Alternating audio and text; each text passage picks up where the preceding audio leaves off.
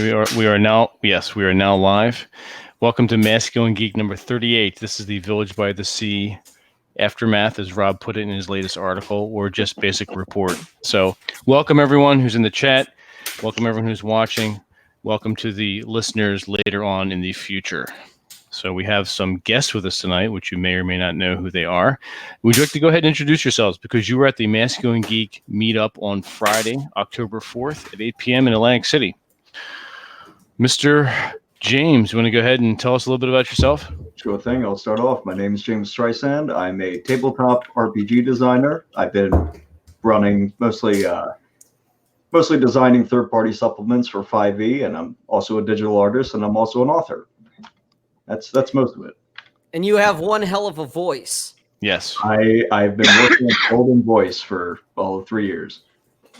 Yep. You gotta. Hey, what's up, North Wild, or Norther Wild, or D as we like to call him? And Joe, you want to go ahead and introduce yourself and tell us what you're about? Yeah, I'm Joe Curl, and by trade, I'm a network engineer. So serious geek on that front. And I live in Nashville, Tennessee. Pretty much staying here at this point, unless it gets too cold, as we discussed earlier. Nice. Now, why is that? Oh, that's going to be interesting. Okay, I can see. That's why I can see both. All right, we are broadcasting simultaneously. I forgot to mention that to both YouTube and Periscope/Twitter. So when anytime I make a comment, it comes up twice, but I have to realize it's still separated out. One comment on each.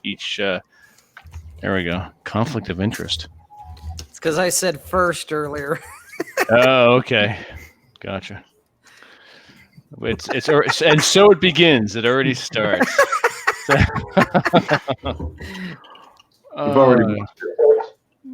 Damn, that's too funny. Oh shit. Oh wait, there you go. Look, going after Atham now. You have to realize something too. Now, TJ and Rob have been friends for a long time, predominantly online, and Aaron and TJ and Rob too. Aaron revels in busting TJ's balls, but that's a good thing. It's not a bad thing, and they have fun doing it. Now, TJ in the past did not come back too much. Now, when we were in Ocean City, it was a shock to us all because TJ was just whipping them back and then blasting Aaron just complete, and sometimes funnier than Aaron. So oh yeah, I said it. That's right, funnier than Aaron. And they were sitting next to each other. Aaron's really not all that funny. And they were what? They were sitting next to each other on top of it. They were, exactly. So that worked even better. I was happy I avoided any kind of crossfire. All right. Until I decided to jump in. Both of you guys were sitting in lines of fire over there, so it wasn't too bad. So what we want to talk about tonight is essentially a recap of what we did, and also talking about the Masculine Geek meetup and what these two fine gentlemen thought of that as well. So Rob, you want to go ahead? And I know we talked about this on the Masculine Geek broadcast on Wednesday, but we still had 2 more days to go. So there's some extra stuff that we did and hung out with, and obviously did the meetup. So you want to go ahead and give that your thoughts? Give out my 2 cents. Give out your 5 cents, sir. Yeah, my whole nickel's worth. There you go. I'll do like TJ. I'll be brief. Hey, what are you doing, cat? Knock it off. So, oh wow! Ironically, coming from watching Rob. in VR. Rob will do a soliloquy. Where that's right. Exactly. I do it on my own show. I might as well do it here too. So no, like I said in the newsletter that went out on Monday, and also my blog post that also went live on Monday, this meetup for me is part of like one of my missions. I want to meet guys in real life, because the online stuff that we're doing, it's great, it's fun, it's entertaining, it's educational, it's all of those things and more. But at the end of the day, all it takes is a keystroke and it can be shut down. You can be deplatformed for anything and everything. And so if you can meet up in real life, you get a better sense of who the person is. And everybody that I met is who they are online. Aaron was Aaron. He's still an asshole. In real life as well as online. He was exactly who I've seen online. Same with Vince and TJ. Now, granted, I haven't had a ton of interaction with James or with Joe, but from what I've seen of them online, they seemed pretty legit and they seemed pretty authentic. And when they showed up, I got exactly what I thought I was going to get. There was no surprises other than James's killer voice. Yes. Beyond that, it was like, oh, these guys are exactly the way they portray themselves online. And so that authenticity factor, key, whatever you want to call it, was met for me. That it's like, okay, these guys are, in fact, who they say they are. And I would recommend to anyone and everyone out there watching, listening, whether you're doing it live now or you're watching the replay later. If you can't find a like-minded group of people with whatever it is you're doing, then it's on you. It behooves you to create it. You plant the flag. You be the beacon of light, as I called it in the newsletter. You set the signal so that others that are wandering around in the dark will find you. If you can't find it, then that means you have to build it. You have to create it. You have to do it. And to me, it's worth it. This trip was amazing. Even dealing with Aaron and his bullshit, because man, that guy, he'd wake up first thing in the morning, come up the stairs. His hair's standing up 6 ways from Sunday, and he's already firing shots as he's coming up the stairs. It's like, hey, what's up, you homos? Yeah, right off the bat, right out of the gate, the guy's going. It's like, Jesus, wow, you don't ever turn off, do you? You know, I was expecting, him to come up and be maybe demure, a little quiet, a little groggy. Hey, he was groggy, all right. Yeah, it didn't matter. But I was thinking, until he gets a cup of coffee or something in him, he's not going to charge up like the Energizer Bunny and go. He's going to be like, "Oh, good morning, guys." Dude, nope. No. Nope. No, he was firing shots right from the word go. A few times he dropped a good morning, but it was very rare. Mm. Or good afternoon after he woke up from a 6-hour fucking nap. Yeah, his 8-hour, his 4-hour naps. We're not joking. We got up one morning. We all watched the sun. We talked. He went back to bed. 4 hours later, you guys talked about your feelings, and then we talked about 4 hours. He got back up, and then went back to bed again. So it was like an 8-hour bookended back. Aaron is a bundle of neuroses. Yes, that's true. RZD, yes. It's too funny. A bundle of neurosis, yes. We love you, Aaron. You crazy son of a bitch. Yep. Well, it was a grand time. But I'm sorry. Go ahead, Rob. Keep going. I interrupted. No, Keep going. That to me basically was kind of the whole thing was, it was a dream come true. Well, it kind of was, But I really think for me the biggest highlight of the entire time, other than TJ getting his 5th pubic hair and starting to drop bombs on Aram, and God, he was carpet bombing him too. He was just like being ruthless at one point. It was like, God damn, is this the same TJ that I met just a few short days ago? It was a complete, not say complete change, but it was definitely an added, but it was an added barb. Yeah, it's like, wow, he grew up fast. No. It was all part of the plan. What you do is you allow the enemy to encroach into your territory, think he's got the advantage, and then you completely flank him from behind. Caught unsurprised. Sneak attack. Got it. We get of course we get the friends discount. Come on. Here's the thing. He got soft, like they all do. He was used to victory, right? Yeah. Victory has defeated you, and then it was just easy, Smash the lights almost. Yeah, pretty much. Once you got great way to put it, Alec. What I assume was at least your 5th drink. It's like you just start laying into him. Oh yeah. Oh, they had started before you'd gotten there. We had started. I walked in. It was the 5th drink. Oh! As far as drinks were concerned, we started. Rob and I started one time. It was like 9 o'clock in the morning. It was earlier than that. That's true. What was it, like 7 or 8? It was like 8 o'clock because we already had like one in us, and then we were like on our second one, and that's when TJ came in. And he's like, "Wow, you guys are starting early." Well, here's a hint to a pro tip for everyone out there: you can't drink all day if you don't start in the morning.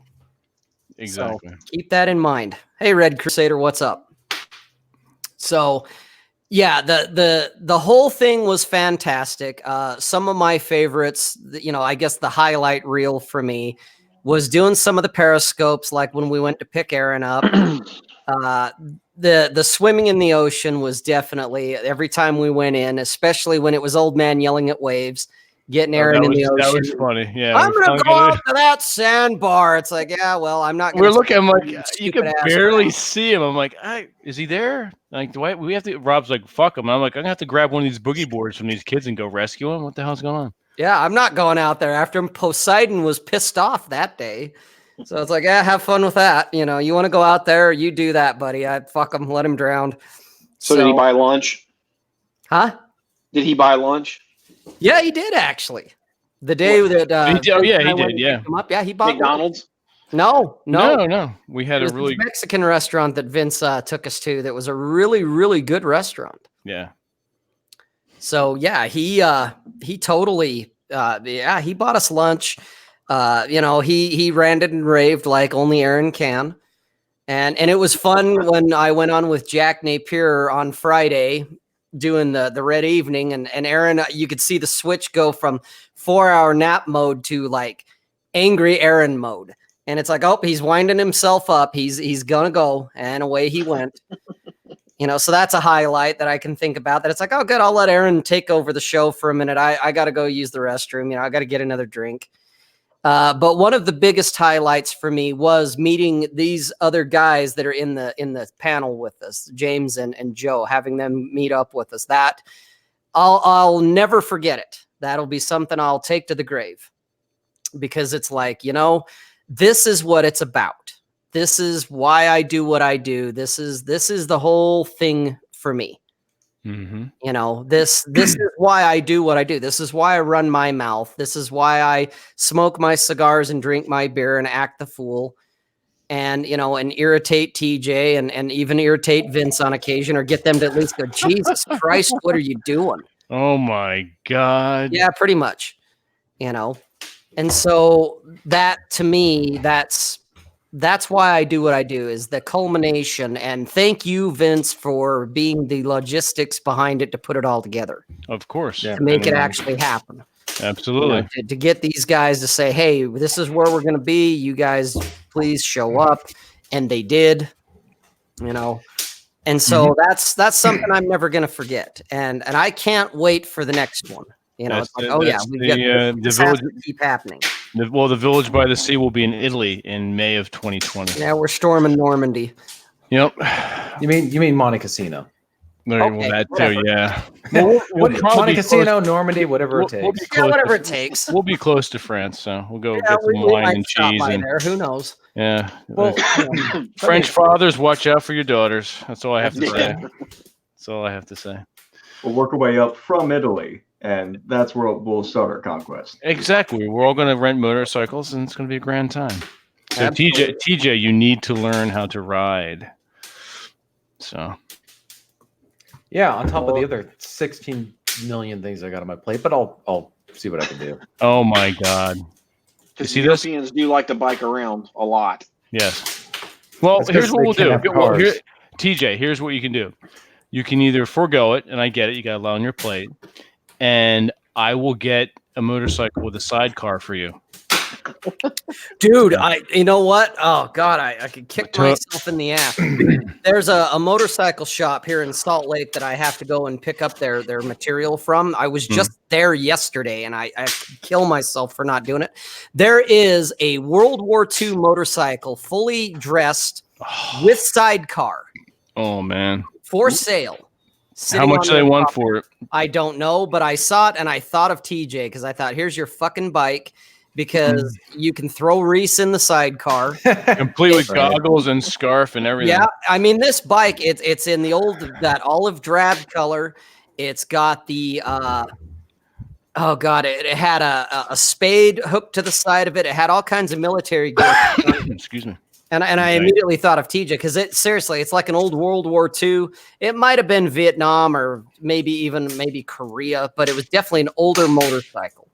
Gotcha. and it's been fully restored. Somebody put a lot of love into this thing, and it was sitting there, and I was gonna snap a picture of it, and then I spaced off and had to do fucking work, and totally spaced it. But oh my god, yeah, I'm going to get a picture because it was there. It was there the last time I was there, so I don't think if it hasn't sold now, it's probably not going to sell anytime soon. Now I am going to get a picture. I'm assuming that's because of the price. Probably.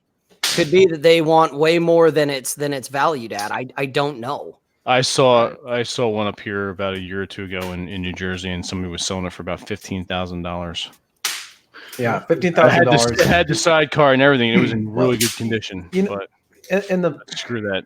Yeah, well, the reason is because they're selling to. Because I went to enough car shows. I used to live right next to a 50s diner place that had car shows every Sunday, and inevitably there would be the occasional young guy, but it was mostly retirees who had a lot of money and time on their hands, so they would go refurbish or restore World War II vehicles, motorcycles, howitzers. No joke. There was a self-propelled. I have a photo of it. A self-propelling howitzer that was at the event. So they can charge a lot more for this stuff. It's they know who the buyer is going to be. It's going to be a guy who's retired and has got cash on hand. Oh yeah, that's true. I have a friend of mine that redoes what is it, M1 carbines from World War II. They're going for about $1,500 to $2,000 a pop once he gets done with them. Wow. Nice. Wow. He's got like 50 of them right now. Oh, he's sitting on a small gold mine. Yeah, that's exactly what he's saying. Yeah. Yeah, he built a special hidden room for him so nobody could find him. Smart move. Nice. Now, TJ, what did you think of your week on the Atlantic shore? It was my first time actually being I've been to Boston before, but I hadn't been really to the coast like that. So it's just a really different environment. Usually on our coast, it's freezing. It gets very cold at night, but it'd be, I mean, it was really hot when we would go to bed. We'd be out on the porch or whatever, smoking stogies and doing our periscoping, and we didn't need anything as far as like a sweater or sweatshirt or whatever. That one day, I think it was a Tuesday or Wednesday, got up to around 93. Yeah, I've never experienced that much humidity. It was like walking around in a giant sauna outside. So it was nice doing that drive around in the rural part of Jersey. And speaking of which, we got to reach out to that one guy who we were at that winery and we got. That's right. Yeah. Yeah. See? Yeah. That was he's the narrator. Yep. The narrator. Sounds like something out of the Matrix. I'm the key maker, and he's the narrator. Narrator. Right. That's something that James has to say. Yeah. It was, so TJ, if you want humidity, go to Florida. Much worse. I heard. I've heard stories. This is why I'm sticking out in the Pacific Northwest. It gets hot. It gets cold, but it's not where. The humidity just takes it up to a different level. Maybe I'm just used to our weather, but cool. I don't always like it all the time, but it is our weather. Are you on the high desert side? No, I'm right in the middle of the mountains. So I'm geographically speaking directly in the dead center of the state. So I'm right between hills and mountains, and it's I really like it. I mean, this is I think the most beautiful part of the year. This is when the larch come out in colors and all the different autumn leaves are out there. So just a beautiful scenery all around. And that's the train coming. We count on that every TJ's broadcast. got the fire that sounds like typewriter and the train. Right. All I need is the ticking. I just need the antique clock that I have on the wall to start tick-tocking. There you go. And then I'll sound like Country Home Magazine or some old person's house. But leaning into the rustic vibe. I'll say what? Leaning into the rustic vibe. Yeah. Right. So no, it was good to be over on the East Coast and just see what life is like over there. And I thought Ocean City was a cool place. Yeah, where we were, everything was within walking distance. Yeah. So fantastic. And now, last but not least, and although they were only there for the day, James, what was your thoughts of the meetup? It was a pleasure to meet you as well in person. Mm-hmm. Absolutely, it was a pleasure to meet all of you as well. I remember tweeting out earlier this what was it? Earlier this week, just tweeting out, it's important to, just like Rob was saying earlier, it's important to meet up with other men. It's important to get out into meet space with these people that you know out online, Mm-hmm. because it gives you an opportunity to like. So I play a lot of video games. I like video games, but I'm also a tabletop gamer. Video games are fun, but being around a table with your friends is a different experience, because you're reading people's facial emotions. You get to make different jokes. You get to give each other different looks. You get to have a more authentic experience with other men. And if you're doing that with other men who belong to a space, like not an ideological space, but we have certain worldviews in common, right? We get the affirmation of knowing there are other people like us out there, and it's getting over this tendency of like male loneliness. I think it is, where you get to understand, okay, there are other people like me. I'm not alone in my thoughts. I'm not isolated. I'm not in this sea of NPCs. You are, but you get to forget about it for the day, because you meet a bunch of people like you who think in interesting and dynamic fashions, and you get to shoot the shit. You get to bust each other's balls. You get to enjoy some drinks, enjoy some food, and it's just a quality shared experience in a fashion that you don't get to do online, and it's valuable. And I got to thank you again for setting it up and inviting me, because it was just a blast. Absolutely. Just soak in, I know, right? Yeah, absolutely. My pleasure. And Joe, yourself, what did you think? And a pleasure to meet you as well. Thank you for the gifts too. Yes. Oh, you're welcome. Yes. Like I said, that was just kind of you guys have probably indirectly helped a lot of us out at some level. So it was like, well, the opportunity's there. It was my way of saying thanks. Really, that's what it was. You're welcome. And then, especially after hearing all the Kraken jokes and lost of it, so the loss of. I would tend to agree. I think a lot of men tend to be isolated. I think it's more than loneliness; it's more isolation. I know that I got myself into that situation, which for me is not necessarily it's not unusual, right? I can lone wolf it. I can be by myself. I don't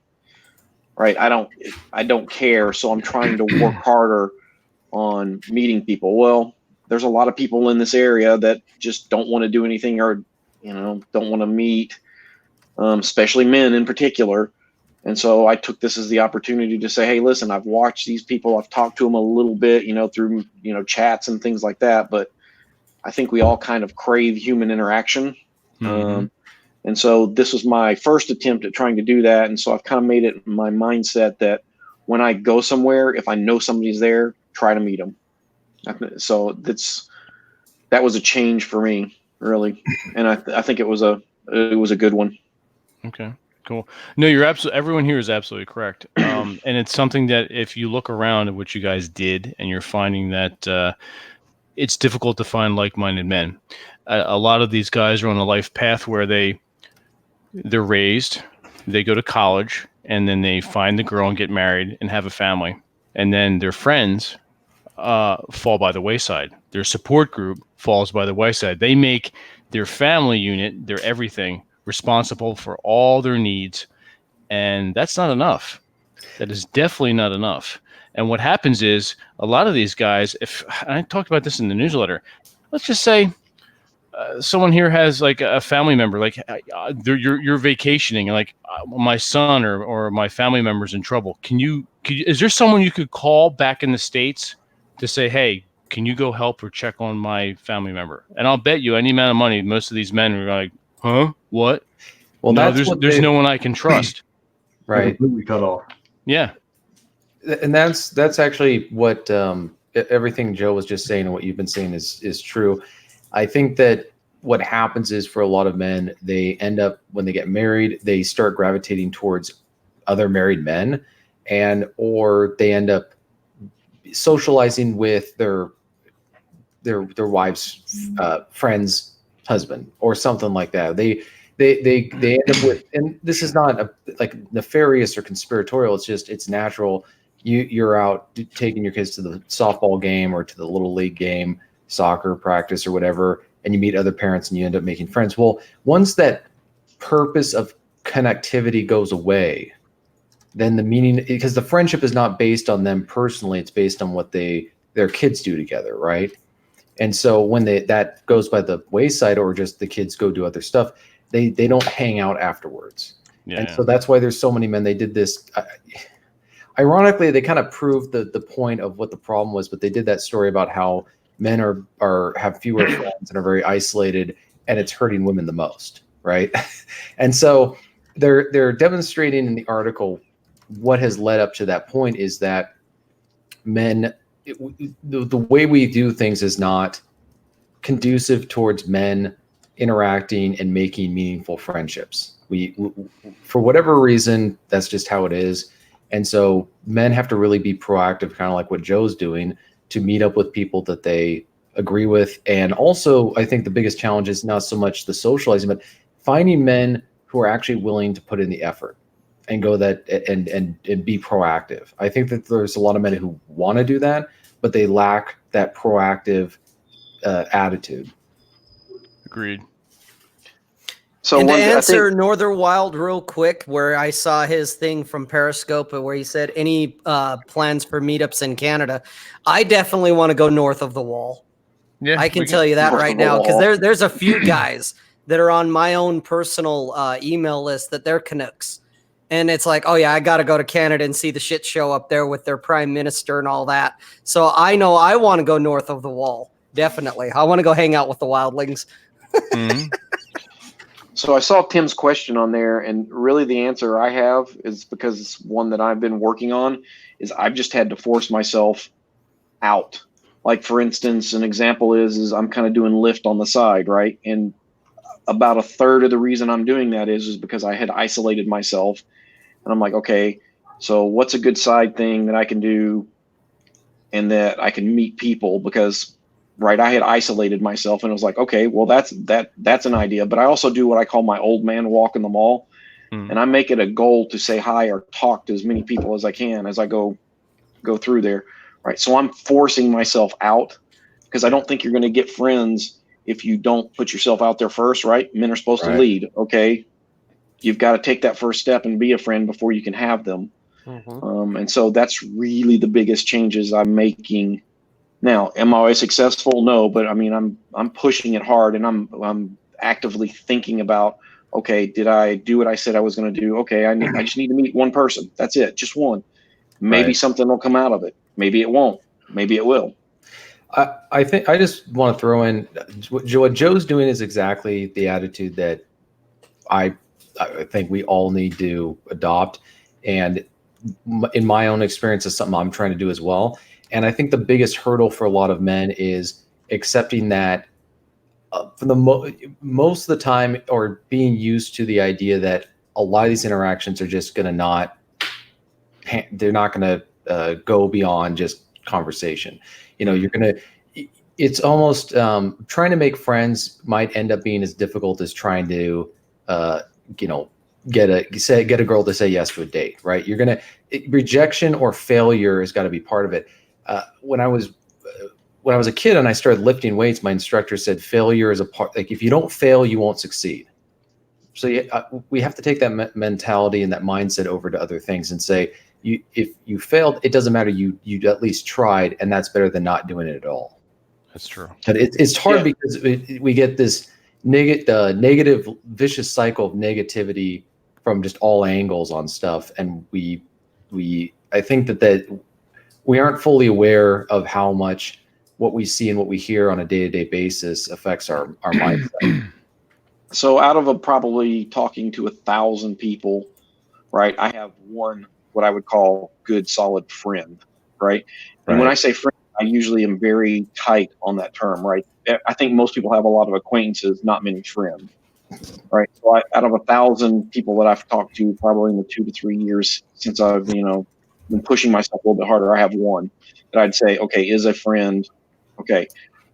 but that one friend was worth 1,000 hits, right? I consider you guys friends as well, right? I mean, I had to approach you guys. I had to make the effort to go from Nashville to Philadelphia to Atlantic City, right? I mean, that I put effort into it. It wasn't just something, and I don't think that development would have been there or started had we not met in person. Completely agree with that sentiment. Exactly. No, that's true. Absolutely. And it takes somebody taking the initiative to put sort of their reputation on the line. As much as reputation isn't as valuable these days, somebody still has to do it and say, all right, we're going to meet at this place at this time. And if that doesn't follow through, then that's a huge disappointment on the other person's part. And despite the fact that we basically, up until that point, only knew each other online, there's still that commitment.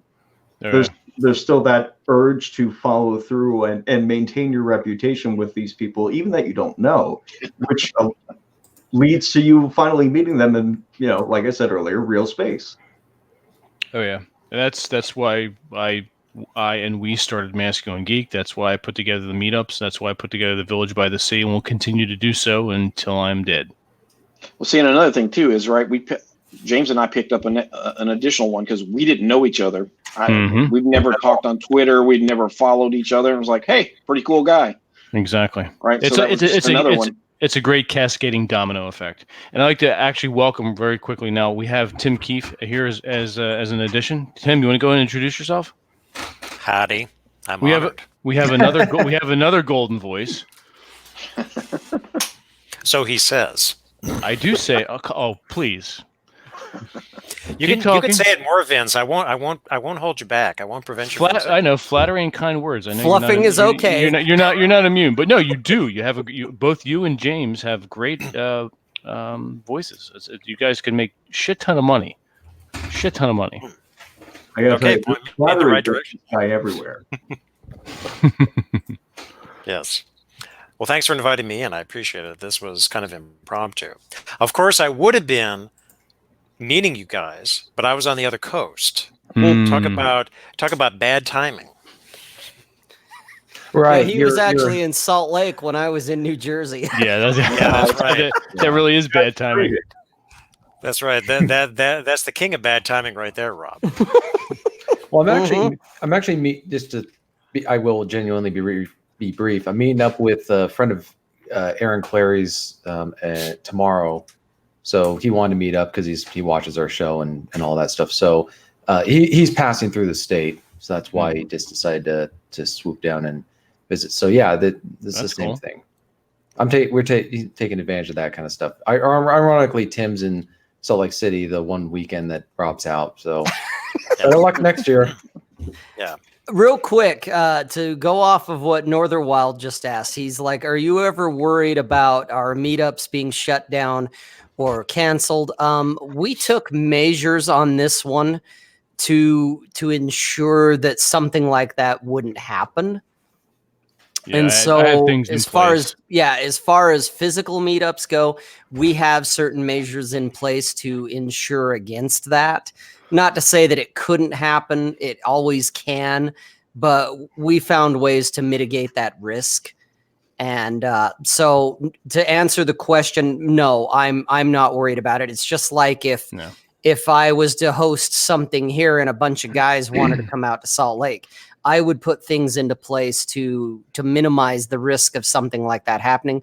Plus, Salt Lake is fairly, I wouldn't call it red-pilled. It's definitely not red-pilled, but it's a lot more conservative and a lot more man-friendly than other areas of the country are. And so doing something of having a masculine meetup here wouldn't be seen as anathema as it would in other areas of the country. And so I know I could get away with it a lot easier here. Yeah, I don't even think we drove anybody out of the restaurant, did we? No, we were the last. With Aaron. We pretty much closed. I know, right? We pretty much closed that place, though. Yeah, we did. I mean, he was on a roll there for a while, so we didn't drive anybody out of there. We just let him run. Run. You can't do anything else. No, he got wound up and let him go. Something else to keep in mind is all of this political like Twitter stuff and people getting canceled and people getting attacked. Nobody's going to come after your Dungeons and Dragons group. Nobody's going to come after your book club, or Right. watching football on Sunday with the guys. It's not going to. It's almost certainly not going to happen, and that's some of the value of local connections. We tend to be in a space that's further outside the Overton window in some respects. Yes. So that's what makes traveling long distances seriously worth it. Like hell, I go to Italy with these guys. In a heartbeat. I'd save up whatever I need to do.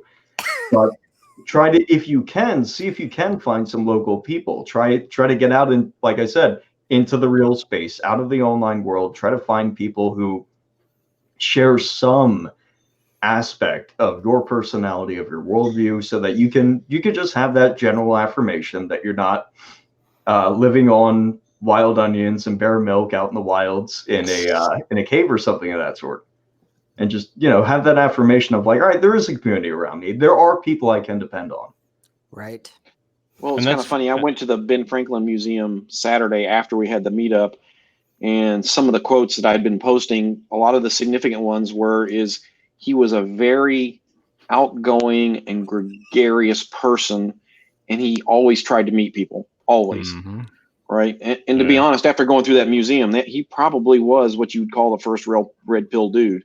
If you look at his life, how he did things, how he worked with women and all that other stuff, you could pretty much say he actually is the Godfather, right? And that was what, 1750-ish, 1760-ish, somewhere along those lines. I mean, well, I wrote an article on that, and I pretty much basically stated that he started the first intellectual fight club, the Junto. I would agree. Yep. Yeah.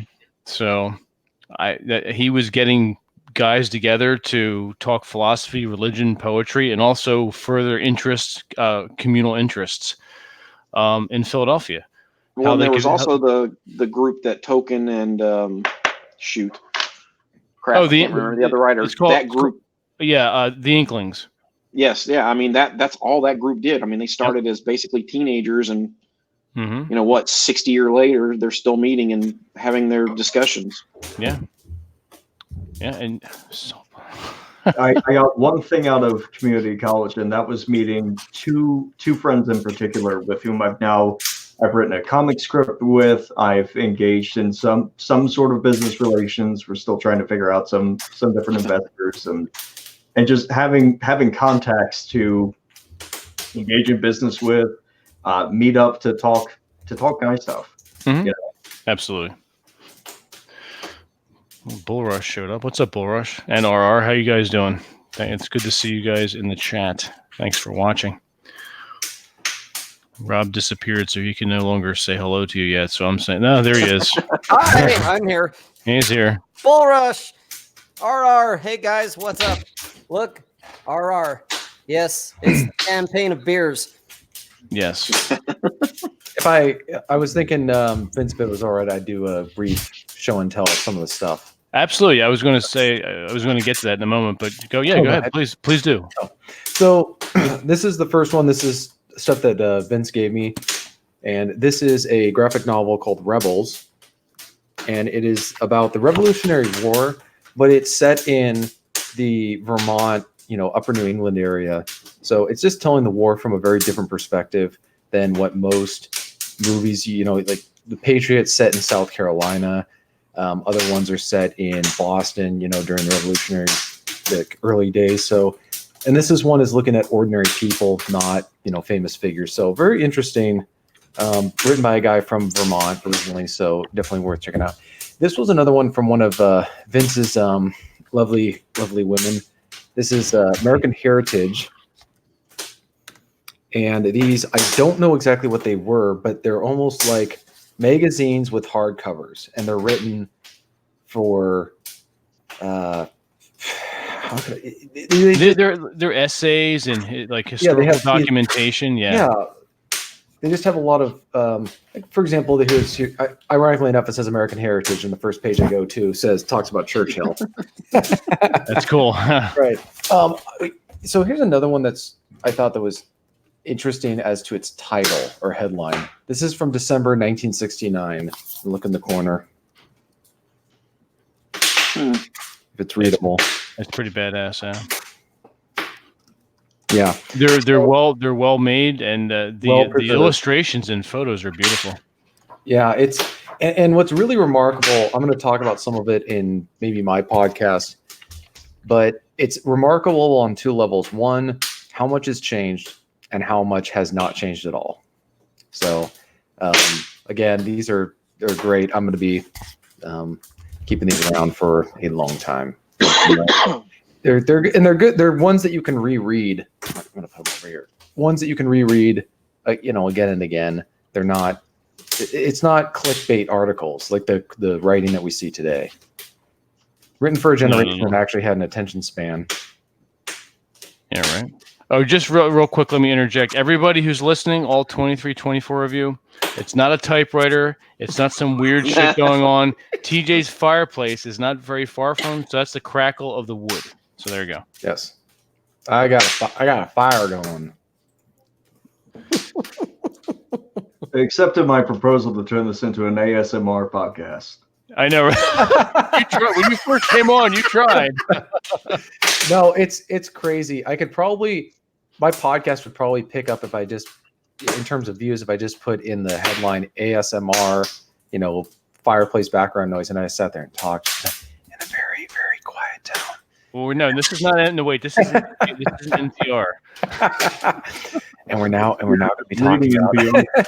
We're now going to be talking about the downfall of America. Fire with real logs. Yeah. No, it's a real fire. It's not a fake fire. TJ, we should do that for the next podcast. Yeah, we gotta do You that. should. We gotta do that. Then we put in ASMR in the headline for you. That's right. We could have done that talking about Cromwell. So TJ get involved. Cromwell. Yes, tell us about how Cromwell overthrew. The Irish that he brought in. What about those Irish now? The Irish question. Yeah. Well, actually, it was funny at the American Revolution Museum. They had an exhibit on Irishmen's influence in that, and they picked a British gentry person who was his family transported during the Irish Civil War to clamp down on the Irish. So it was like, okay, that's pretty funny. Right. I'm sure the Irish would be absolutely amused by this one. Yeah, that very, very ironic. A lot of ironies in war all the time. Oh yeah. I mean, you had I think it was General Gage, who was pretty much British, but he fought on the Revolutionary War side, but he didn't really like Washington. I was reading about this, and I thought it would be really weird to watch an American film historically, if it was historically accurate, where it had some of these guys fighting on the Revolutionary War side that spoke with British accents. That'd be really, really confusing. But well, I mean, the same can be said of Lee and Gates as well. They all thought they could do a better job than Washington. Yeah, sorry, my really bad. hysterical comment. Gage was the British commander over in Boston during the occupation. Gates was the fool who charged the British at Camden like a moron. And then, he did well at Saratoga, but then he, Yeah, Aaron Burr would disagree with that statement. Speaking of Camden, did you guys pay a visit to the fine city of Camden? We did. We ducked to avoid the gunshots. We drove through it, obviously, but it's not as bad as it was back when I was going to Rutgers. Oh, really, Vince? It was worse then? Oh, he says facetiously. How so? As in drive-by shootings and all that good stuff? It was. Let me think. It was one of the top 5 worst cities in the world for just shootings and drugs and all kinds of mayhem. Yeah. Mm-hmm. It was number one in America for. Did it have a decade-long stint, or it had a little over a decade-long stint with that title. Now, what happened recently is Rutgers bought up a lot of property. Build up some new things, predominantly housing for the students. The Battleship New Jersey is moored there. I'm not sure if it's still. I think they're still playing. The New Jersey minor league baseball team has a stadium. There's the aquarium. There's a waterfront. There's the waterfront there. So there's a variety of cool things that are. What the hell? Don't go to college. So it's built up around that area. So, but when I was gone, it TJ, was just a complete. TJ, you talk about ironies. Did you guys see the Walt Whitman house? Yeah, well, that's what's kind of sad. You've got cities like Camden, and then you have cities such as Baltimore, where a lot of literary heritage. That's where H.L. Mencken was. That's where Edgar Allan Poe was from, and now they really don't have that. They haven't preserved that identity in any way. Kind of like Detroit, store like Detroit and other cities. The Poe House in Philly is actually not bad. I've been there. He lived there for a time. I think Philadelphia is one of my impression of Philadelphia in the limited time that I was there is that the city's changed a lot, but they're still very proud of that identity because it was such an important city. So, you just have that stuff there. And it's and here's the thing. It's an easy way to attract tourism and people coming into the city to give you money is by taking advantage of that.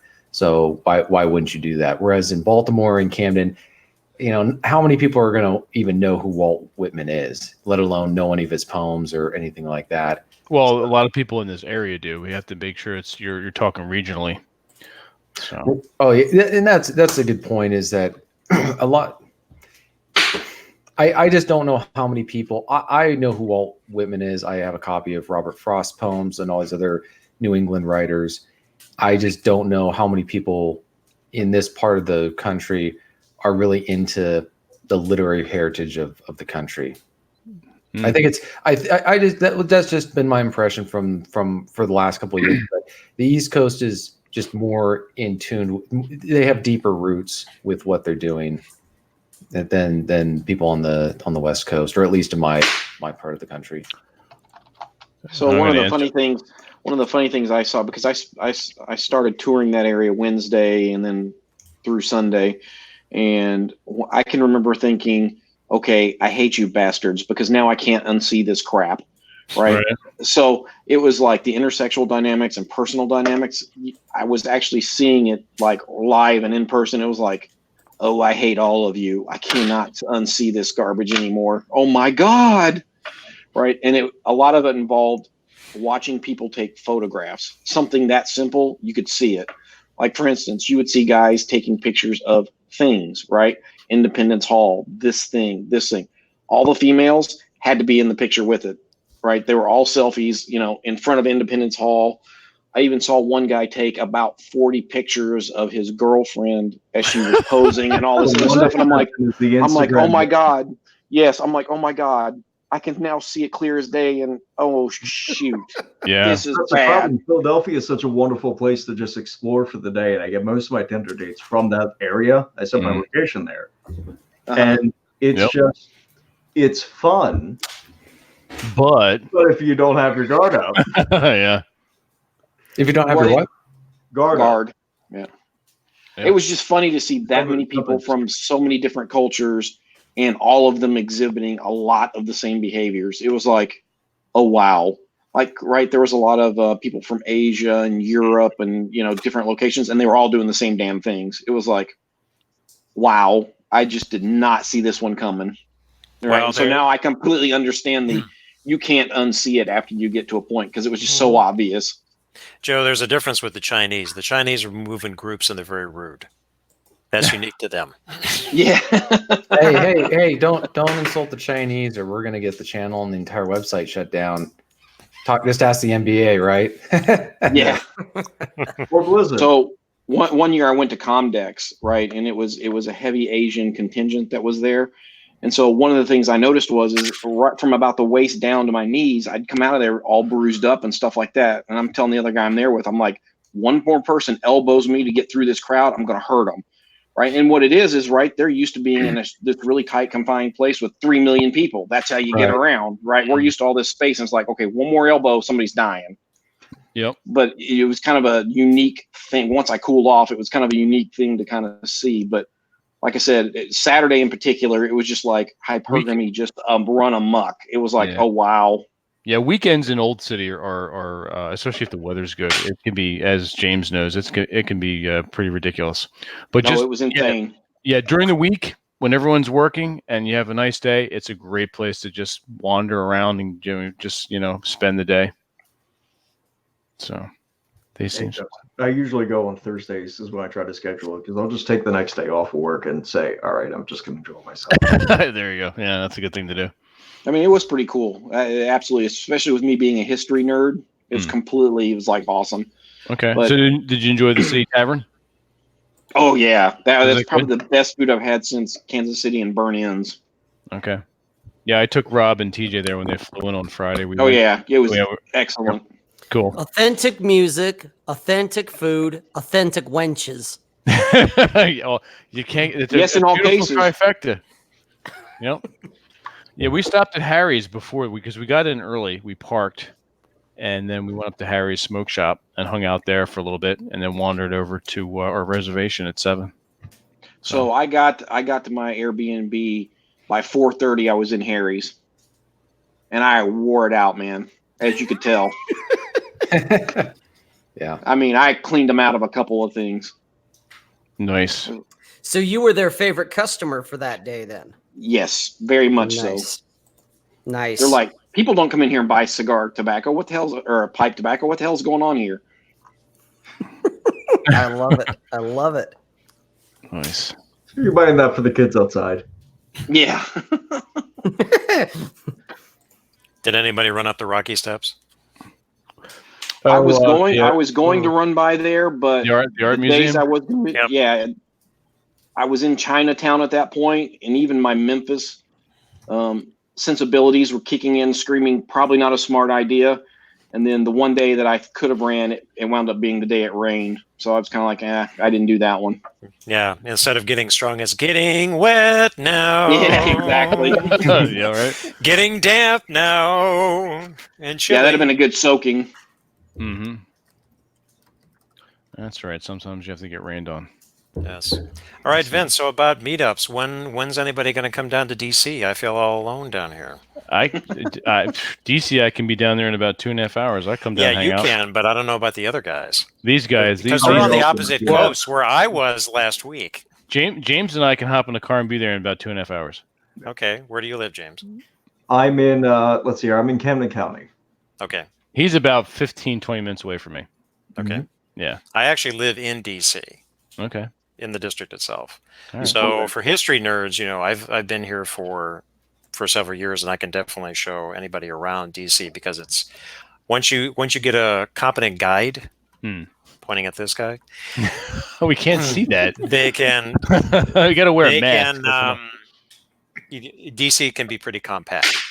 I mean, lots of things were definitely within walking distance. The metro is there, and now you have all shades of bike sharing, scooter sharing, car sharing that has come in the past 10 years. So it's you don't need a car at all.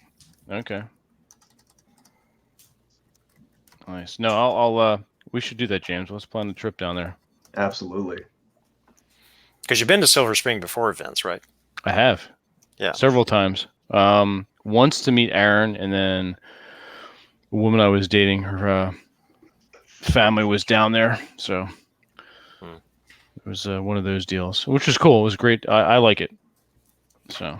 Did you ever spend much time in Arlington or Alexandria? I have not. No, I would like to though. It'd be kind of cool. Yeah, Alexandria has an old town. Alexandria is actually it is older than the district. There is a very good book. It's called Empire of Mud. TJ, I sent you a digital copy not too long ago. Of what? It's called The Empire of Mud. It's one of the few very well written histories of DC itself. Oh yeah, that's right. Yeah.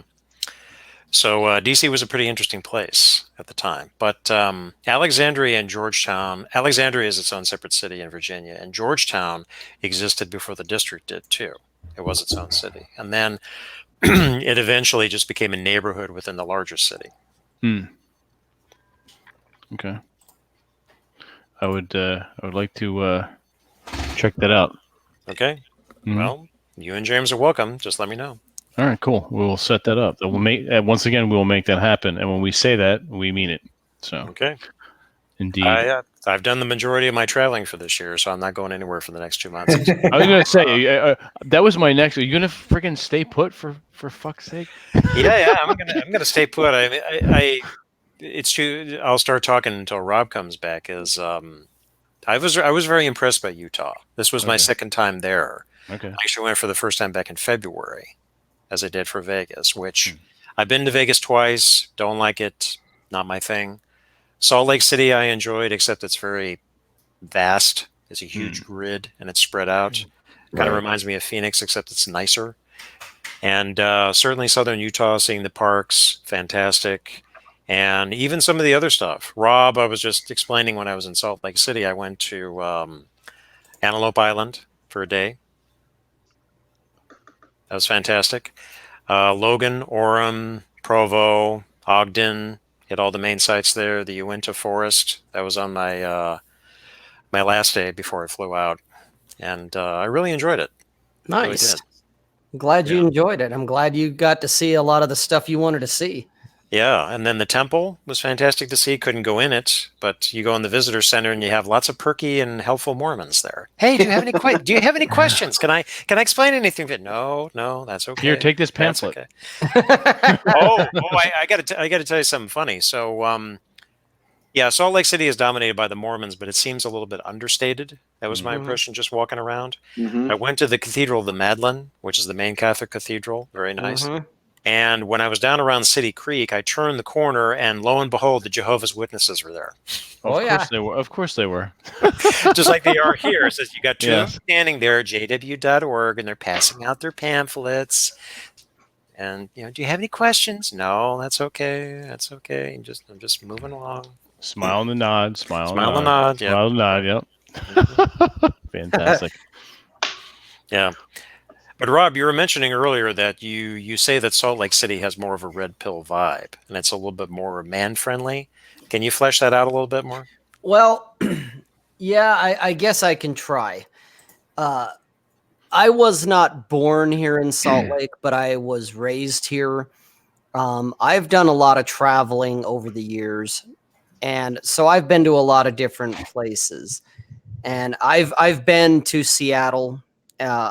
When TJ goes off on one of his rants and tirades about the Pacific Northwest, he's not entirely wrong, because I've seen a lot of what he's talking about when he brings it up. And I've been like to San Diego. I've spent some time there. I've spent some time in New York City. Me and New York City would get along way too well, which is why I won't live in New York City. Same with Vegas. Me and Vegas would have a love relationship until I probably died from either like a cocaine overdose or something like that. And so I can only visit. I would not want to live there, just because the party atmosphere there and me would get along too much. Seeing New Jersey was very nice. I enjoyed it. But Salt Lake is kind of a bubble in a way. When I worked in the armored car industry, as an example, we would hear weekly reports about trucks being taken down in different parts of the country. We would hear about fatalities or serious injuries to the guys that were manning these trucks. And for whatever reason, in the entirety of the time that the company I had been with has been in Salt Lake, which is a very long time, they'd never had, up until probably about 6-7 years that I was there, they'd never had anyone actually try to take on an armored truck and try to rob it. And so it's very safe compared to other areas of the country. There's some areas that, being in the armored car industry, you're chum in the water for roving sharks, basically. There's some definite high risk areas in the country. And one of the things I've realized, and maybe it's the more conservative nature of Salt Lake as a whole, like downtown Salt Lake is fairly liberal. There's a lot when there's a protest in other parts of the country, like with our current president and whatnot, you'd get, a handful of protesters pissing and moaning on the Capitol steps, but it's only a handful. It's 6 or 12 or maybe 18, something like that, where in other parts of the country, you've got 100,000 people or 50,000 people or 10,000 people showing up for whatever protest was going on. A lot of people in Salt Lake hold a lot of traditional conservative values. Yes, TradCon, which I don't necessarily agree with, but a lot of the laws here, as an example, like the family court laws, are actually more fair and balanced as far as you being the man in a divorce. There's more protections afforded to you as the man than there are in other parts of the country. Alimony and child support or custody, let's put it that way, custody is not always automatically mandated to women. It's Utah is a gun-friendly state. We have one of the most recognized and lenient concealed carry permits. There's only a handful of states that don't recognize and they happen to be some of the most strict states in the union. And a lot of the people here, the men and the women both, are what I guess, what you could call kind of red-pilled, in the sense that, for lack of better words, the patriarchy is still very much alive and well in Salt Lake.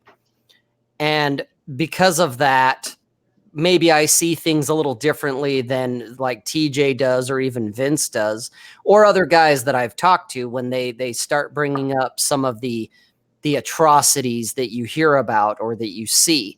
And I'm like, well, that doesn't happen here.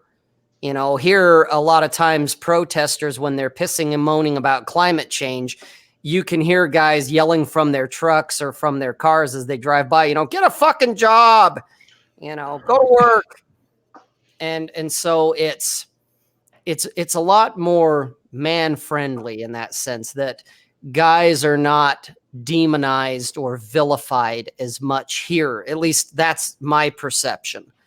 Some of the craziness hasn't penetrated them yet. Right. And I don't know if that's the religion that kind of buffers that, considering that only roughly half the population in Salt Lake now is LDS or Mormon, where, for a lot of years they were the majority. And now it's literally 50-50 between Mormon and other, whatever that other may be, all, whether you're atheist or you're Protestant, Catholic, Buddhist, whatever it may be.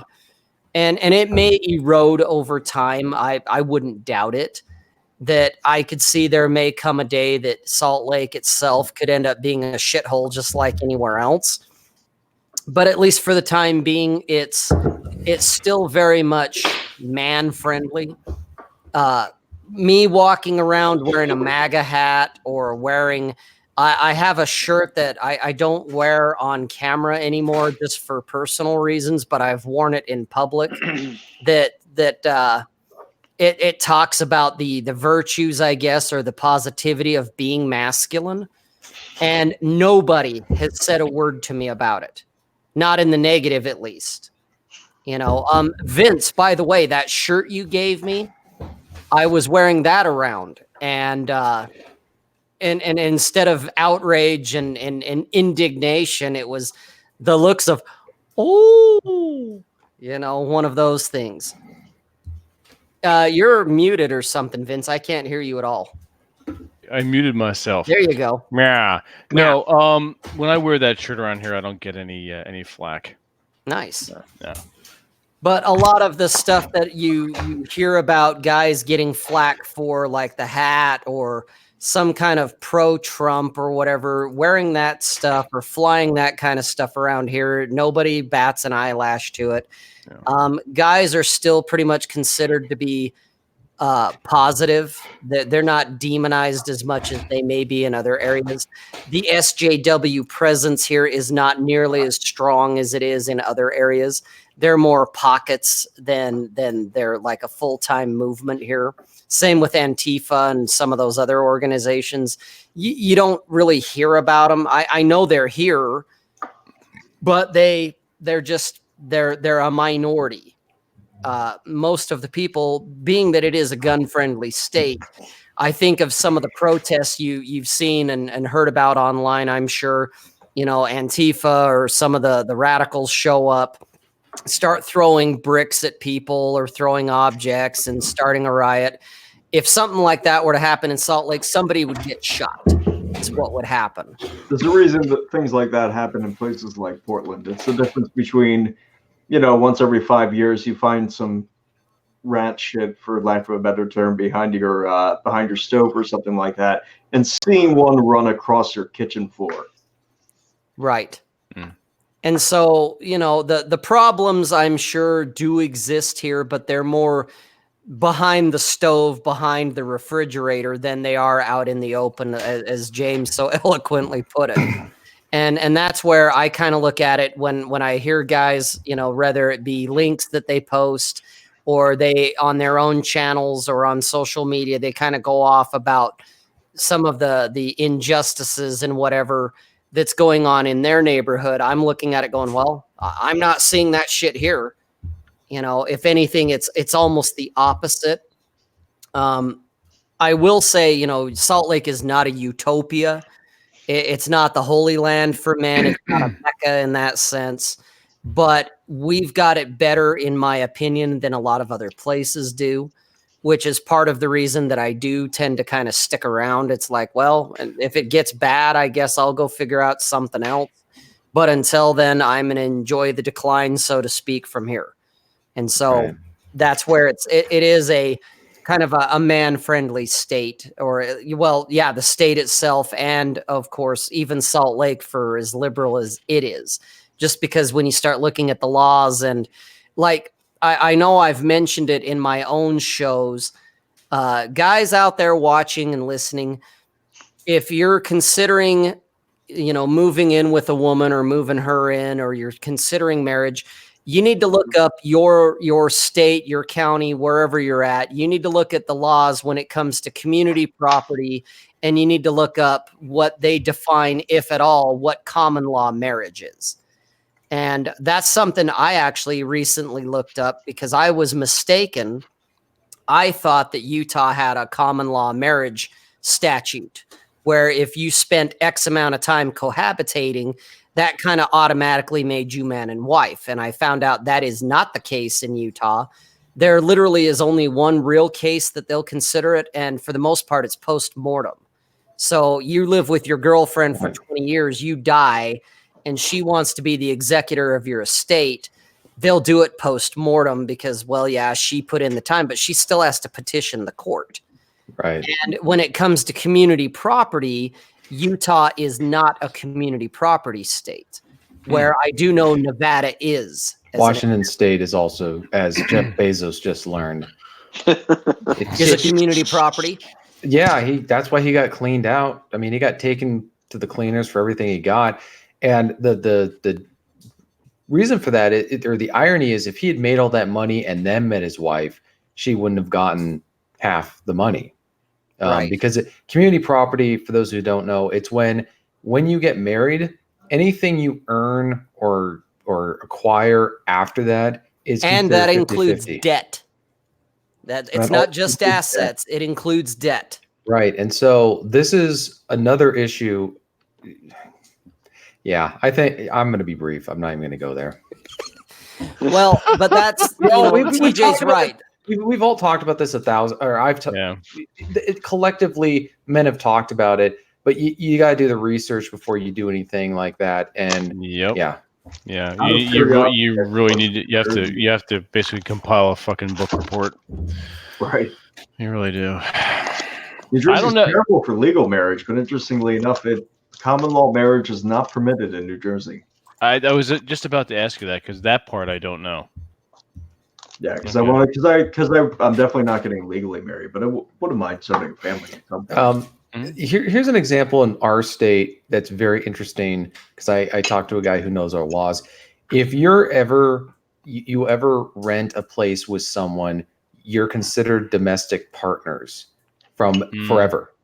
So if you ever get in an altercation with them, even if you're not living together, it's considered domestic violence. Really? And as far as I know, yes. Utah doesn't have that. Yeah. So if you, like, for a month, you and someone else share an apartment, and then someone leaves, you cannot see them for 20 years. But when you do, if you get into a fight, it's domestic violence. Oof. That is how they define domestic partners in our state. They have the most insane laws on this kind of stuff. I believe also under Washington state law, I've mentioned this before, if they respond to a domestic disturbance or domestic violence case, they are legally required to, on the books, they're legally required to arrest someone. They have to arrest someone. And what they usually do is they say to the man, if you leave right now, we won't file charges or we won't arrest you. But it's always there. Every single time they'll say to the man, if you leave, we won't arrest you. Right? Well, then guess what happens after that? She's going to file a no contact order. And if you're living with her, all your stuff she has access to and you can't touch. Yeah, see, in Utah, it's not as extreme as that or as Gestapo as that. You know, that, yeah, they might suggest the guy may leave just to make things simpler, but at the same time, I've seen them, you know, there was an altercation here a few months back in my neighborhood. Guy and his woman were having a difference of opinion. And ultimately, it was her that the cops actually suggested, you know, maybe you need to go somewhere and cool off overnight. Mm-hmm. And if not, then we will take you somewhere to cool off overnight, because she was the angry one. She was the one that was flipping out and going off, and he was actually being very calm. And, you know, in other areas, it kind of defaults to the guy, that even when he's the calm one, well, you need to go. And not so much here. Here, like I said, they do tend to be a lot more balanced in that sense. There is an actual sense of fairness, as far as you want to, you know, throw that term around.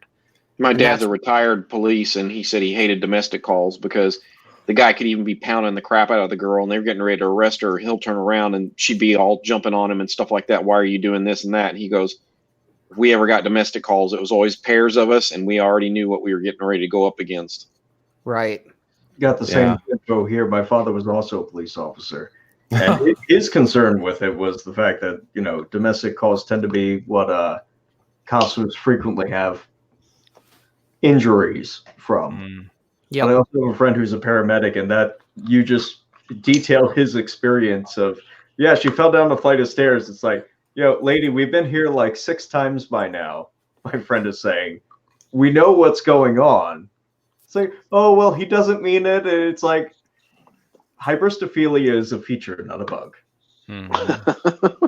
Well, and what's funny about that is, as a police blotter reporter, I saw 2 different cases that would go. What would happen is the guys who genuinely deserve to get arrested, the genuine wife beaters, if there's a term for it, they were the ones that the girl would defend. To the cops would try to get her to testify. She would not testify. Even when they convinced her to do a no contact order, she would break the no contact order and go see him. So that's how screwed up the system is, where the guys who deserve to be buried underneath the house, and, you know, you burn the shovel and his clothes with it, those guys are the ones who walk away because the woman chooses will not testify against him. You know, the whole "buddy loves me" kind of trope that we hear. So we collectively as a society take it out on the guys who are either falsely accused, or if there's an altercation, they don't just drop out of the sky, right? There's context where there's no innocent party involved. No. Yeah, my dad got to the point where he wouldn't take just the guy in. He was like, okay, if somebody's going to jail, it's both of you. Oh, by the way, if there's kids involved, they're going to child services. And usually when they said child services, that got everybody to kind of calm down. Yeah. But he's like, because good luck getting them out of that morass. Exactly. That's a huge mess. Yeah, he's like, oh, you know, you're both going, and we'll let the judge sort this one out. So, you know, that's how they kind of mitigated it, because you're right. Not the most severe injury he got, but he got injured a couple of times with the female jumping him while they were trying to, you know, book the guy. Yep. So he absolutely hates domestic calls, hated it. Yeah.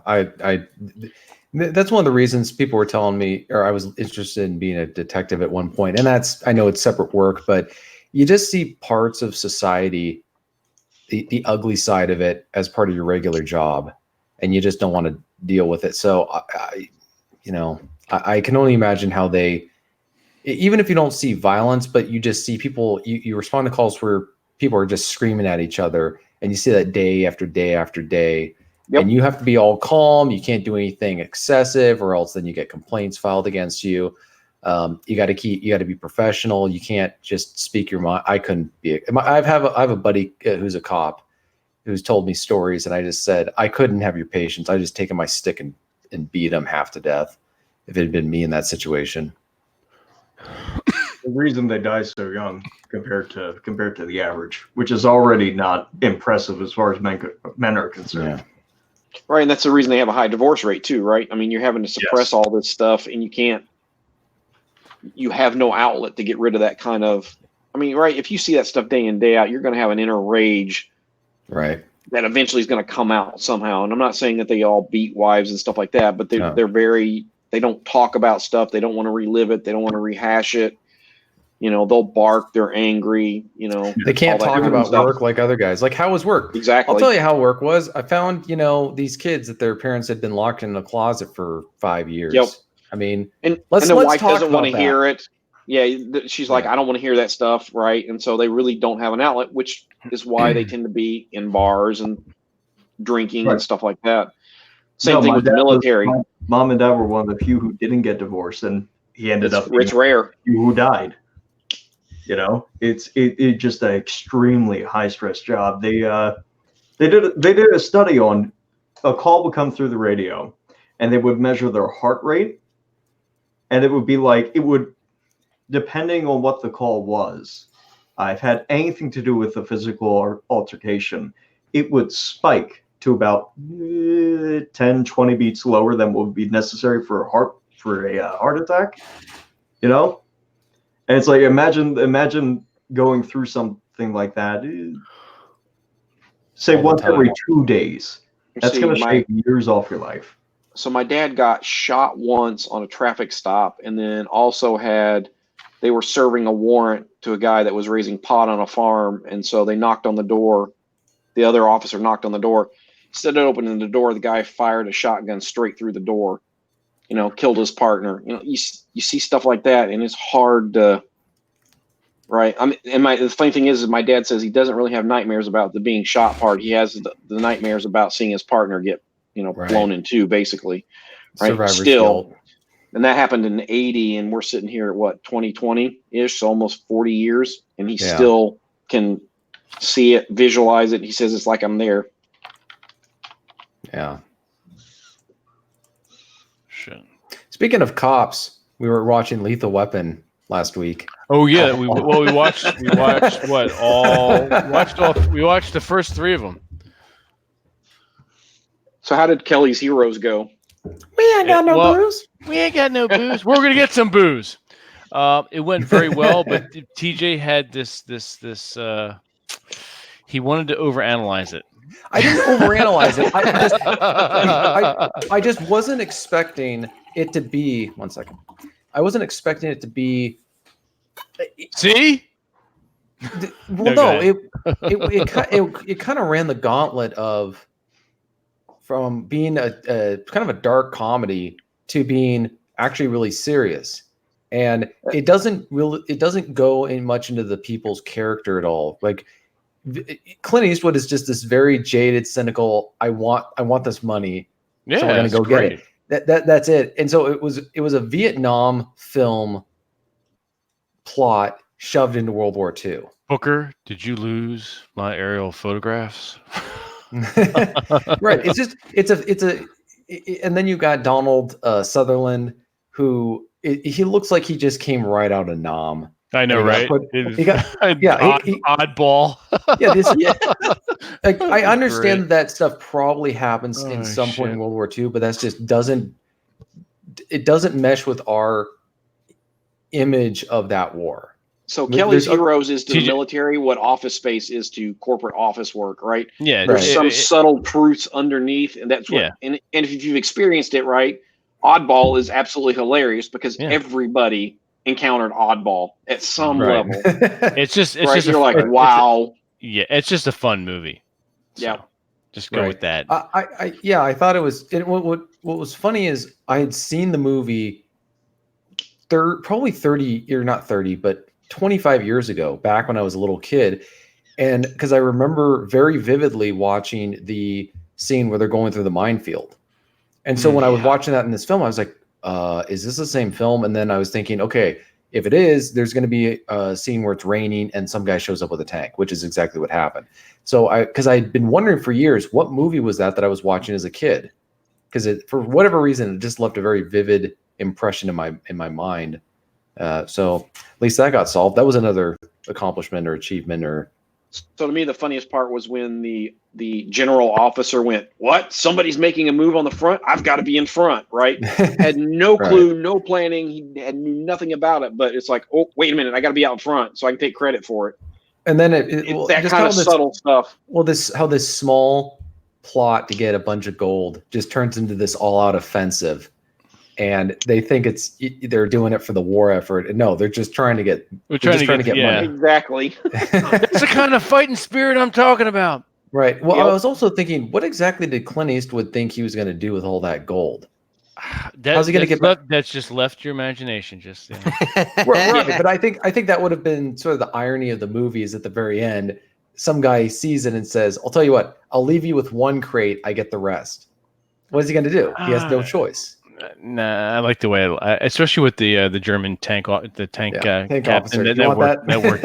Especially when his squinty eyes got really large when he found how much money was in there, right? As it were. Such a great movie. But yeah, we did. We watched that. Aaron and I watched the first disc of the extended edition of Fellowship of the Ring. And I swear to every 10 to 15 minutes he was asking me a question. It was like yeah, pretty much. It was like I was watching the movie with a girl or a little kid. I'm like, just watch the movie.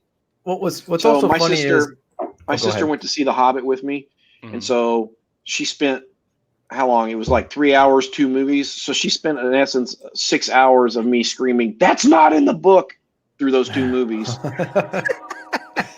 What's funny is Aaron and I we'd watched Kelly's Heroes, and later on I was talking about how Donald Sutherland had essentially plays repeatedly the same character in different movies, and I said, sort of like the Dirty Dozen, and Aaron looks at me like, Donald Sutherland wasn't in the Dirty Dozen, and then we got into this argument, and of course, you won.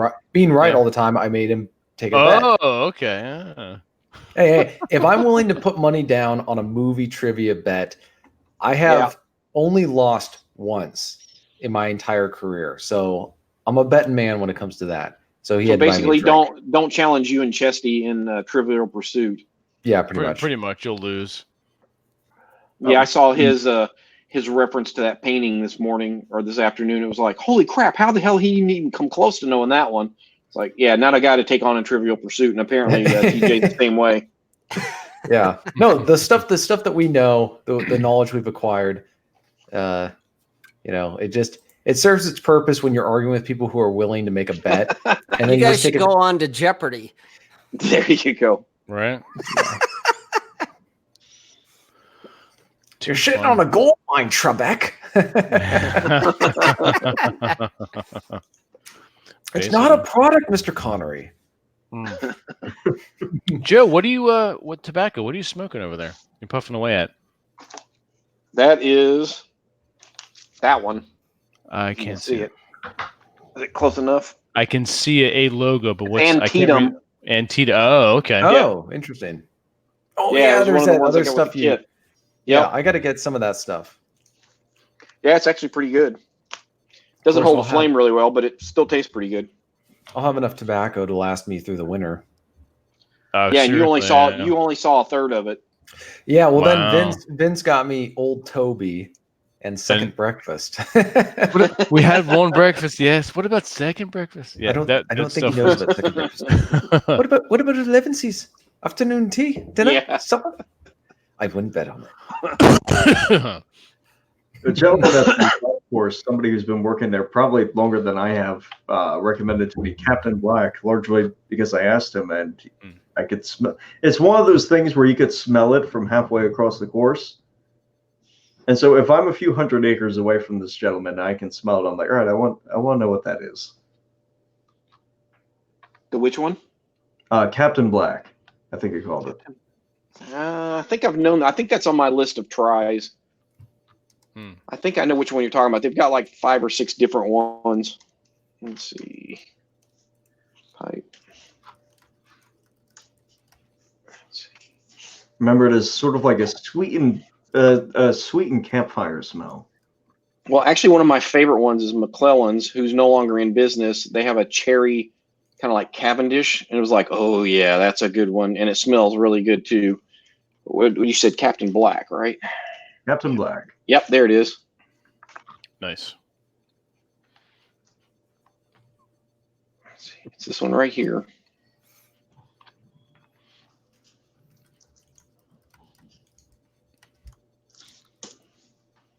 That one right there, and they have quite a few different ones. That was just the first one I grabbed, but I tend to like the aromatics a little bit better. I think a lot of it goes back to childhood. You know, I used to always like the smell of pipes and stuff like that. And also, if I can find it, I haven't been able to find it. I have to do Prince Albert if I can, just for the joke part of it, bare minimum that part of it. Go for the vine. Exactly. That's what you say.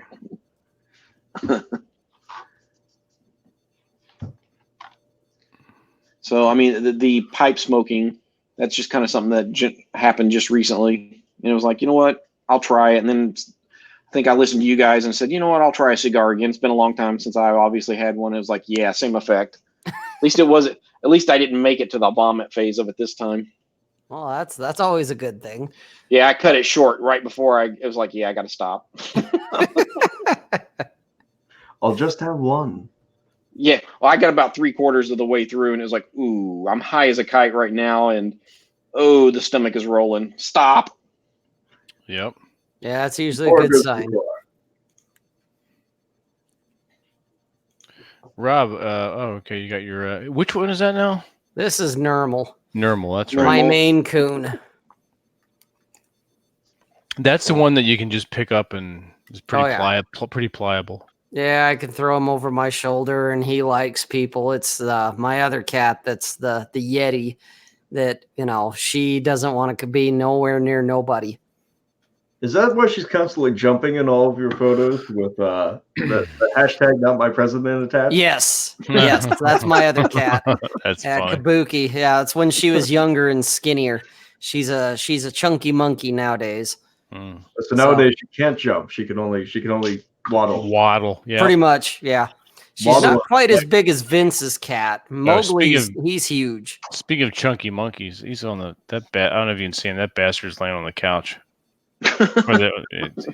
He is just completely comatose, which is good because he's not bothering me. So this is a Vince and Rob question. We started talking about the motorcycle thing. Now, what is it that you guys have again? I know, Rob, you said an Indian and a Honda, and I think Vince, you said a Honda.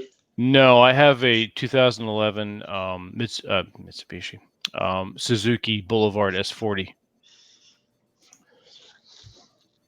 So it's a good starter bike. Yeah, I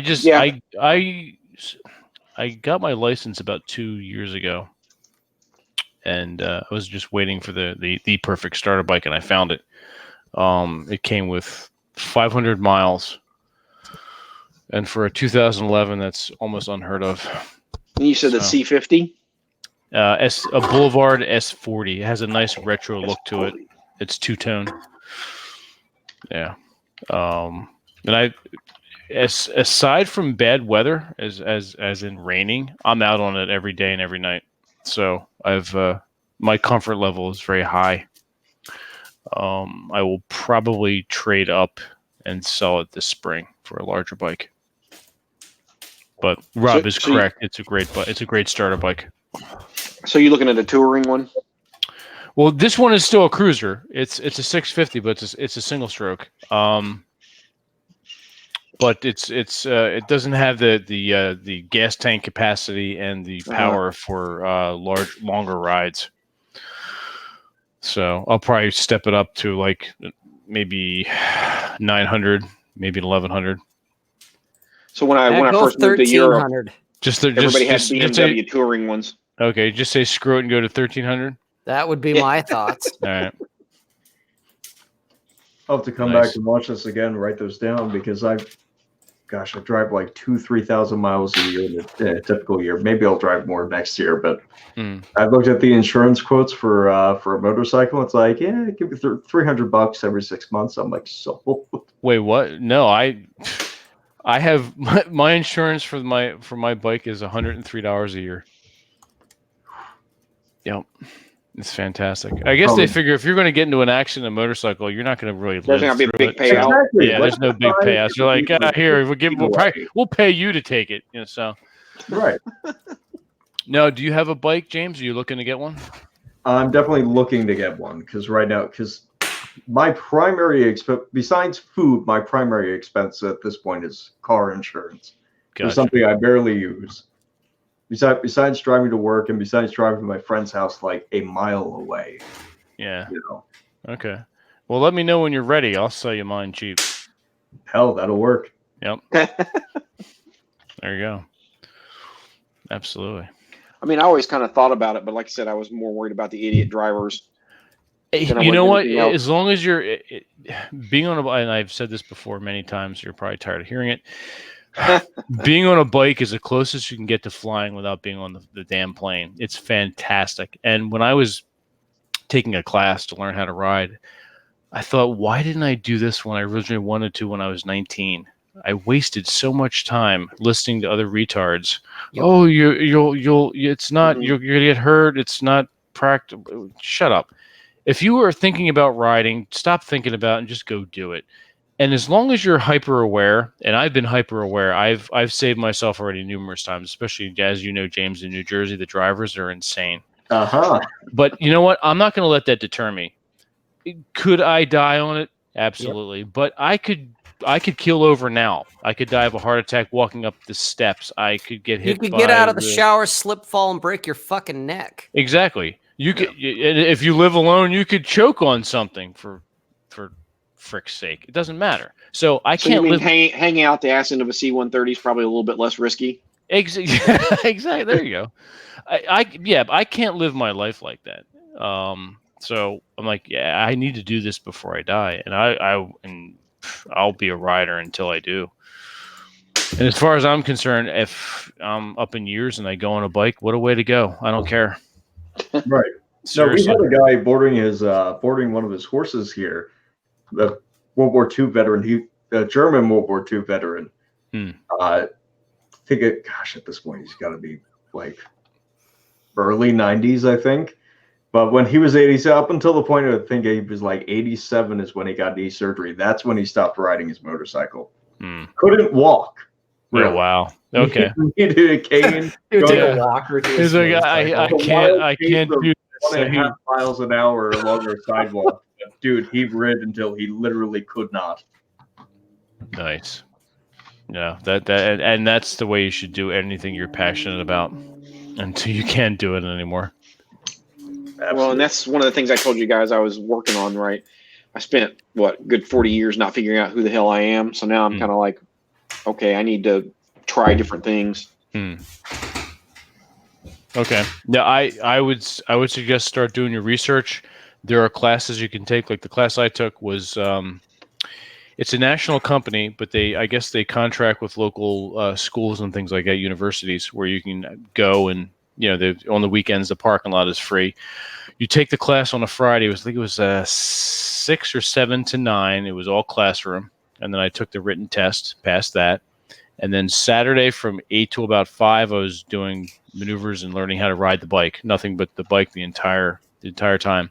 And then Sunday for the first part of the morning, continue learning. And then the second part of it, I took a test, a road test. And if I passed that, I got a voucher where I didn't have to take the test with the DMV. Yep. Now, same here. Now, there you go. Now I will say this: if you're going to do that, don't schedule your class in the summertime.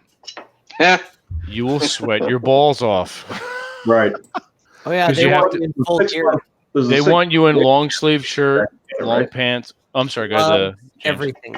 Yeah, your boots. Long... Go. What was that, James? Sorry about that. I said That's there's a 6-month waiting period on the license. right? No, there's no waiting period. What'll happen is if you take this class and you pass the test at the end, which is deceptively easy, you'll get a voucher. So when you go to the DMV to get the motorcycle designation put on your driver's license, you don't have to take the road test. You've already taken the road test and passed through the class. So Because the maneuvers they'll put you through it's the same during thing. the class, well, it's at least in Utah, the maneuvers they put you through here are actually more than what the DMV require, more Yeah. than what they will have you do. And so It's pretty I expensive. learned more how to ride doing the class than if I had just kind of done it on my own and then went to the DMV and took their test. I would suggest it's about it may be more now, but it was 300 for me. This is 2 years ago. It's worth the money. I would seriously suggest taking that. I'll send you information on that as well. No, I'll hit you up for that because it just by virtue of the fact that I have less to do with the DMV in New Jersey. That's already. Yeah, That's it's completely worth it. But you have to when you go to get your license designation, even just the change, you have to go to a DMV that also administers the motorcycle test. You can't go to any DMV, but I can give you the the DMV in Medford. You know where that's at? Yes, that's the one I go to. You can go to that one. Really? Yeah. I was just about to mention that. I didn't think that they administered the test there. Yeah, you can get your motorcycle designation there and your plates. Interesting. Yeah. So I figure if I can survive having my dad know my tester when I had to pass my driver's license test, I can pass anything at that point. Because those two were sharing notes long before I ever got near the car. Okay. Nice. Yeah, it was absolutely hilarious. Wow. Well, and to go along with kind of what you were saying earlier, Vince, about you're going to do it until you can't. There's always trikes when you can't.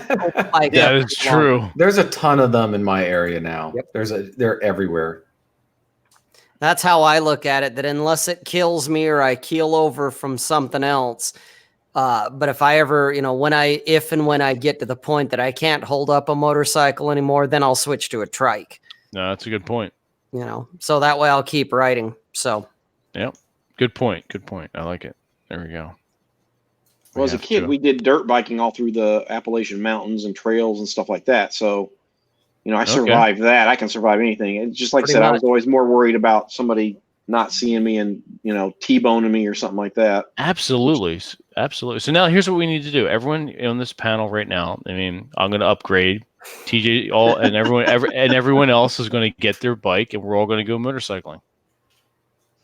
That'd be fantastic. Easy Rider. Mm-hmm. That's right. Only a pack of Easy Riders. That's it. Masculine Geek will have our own little Masculine Geek Motorcycle Club. Yeah.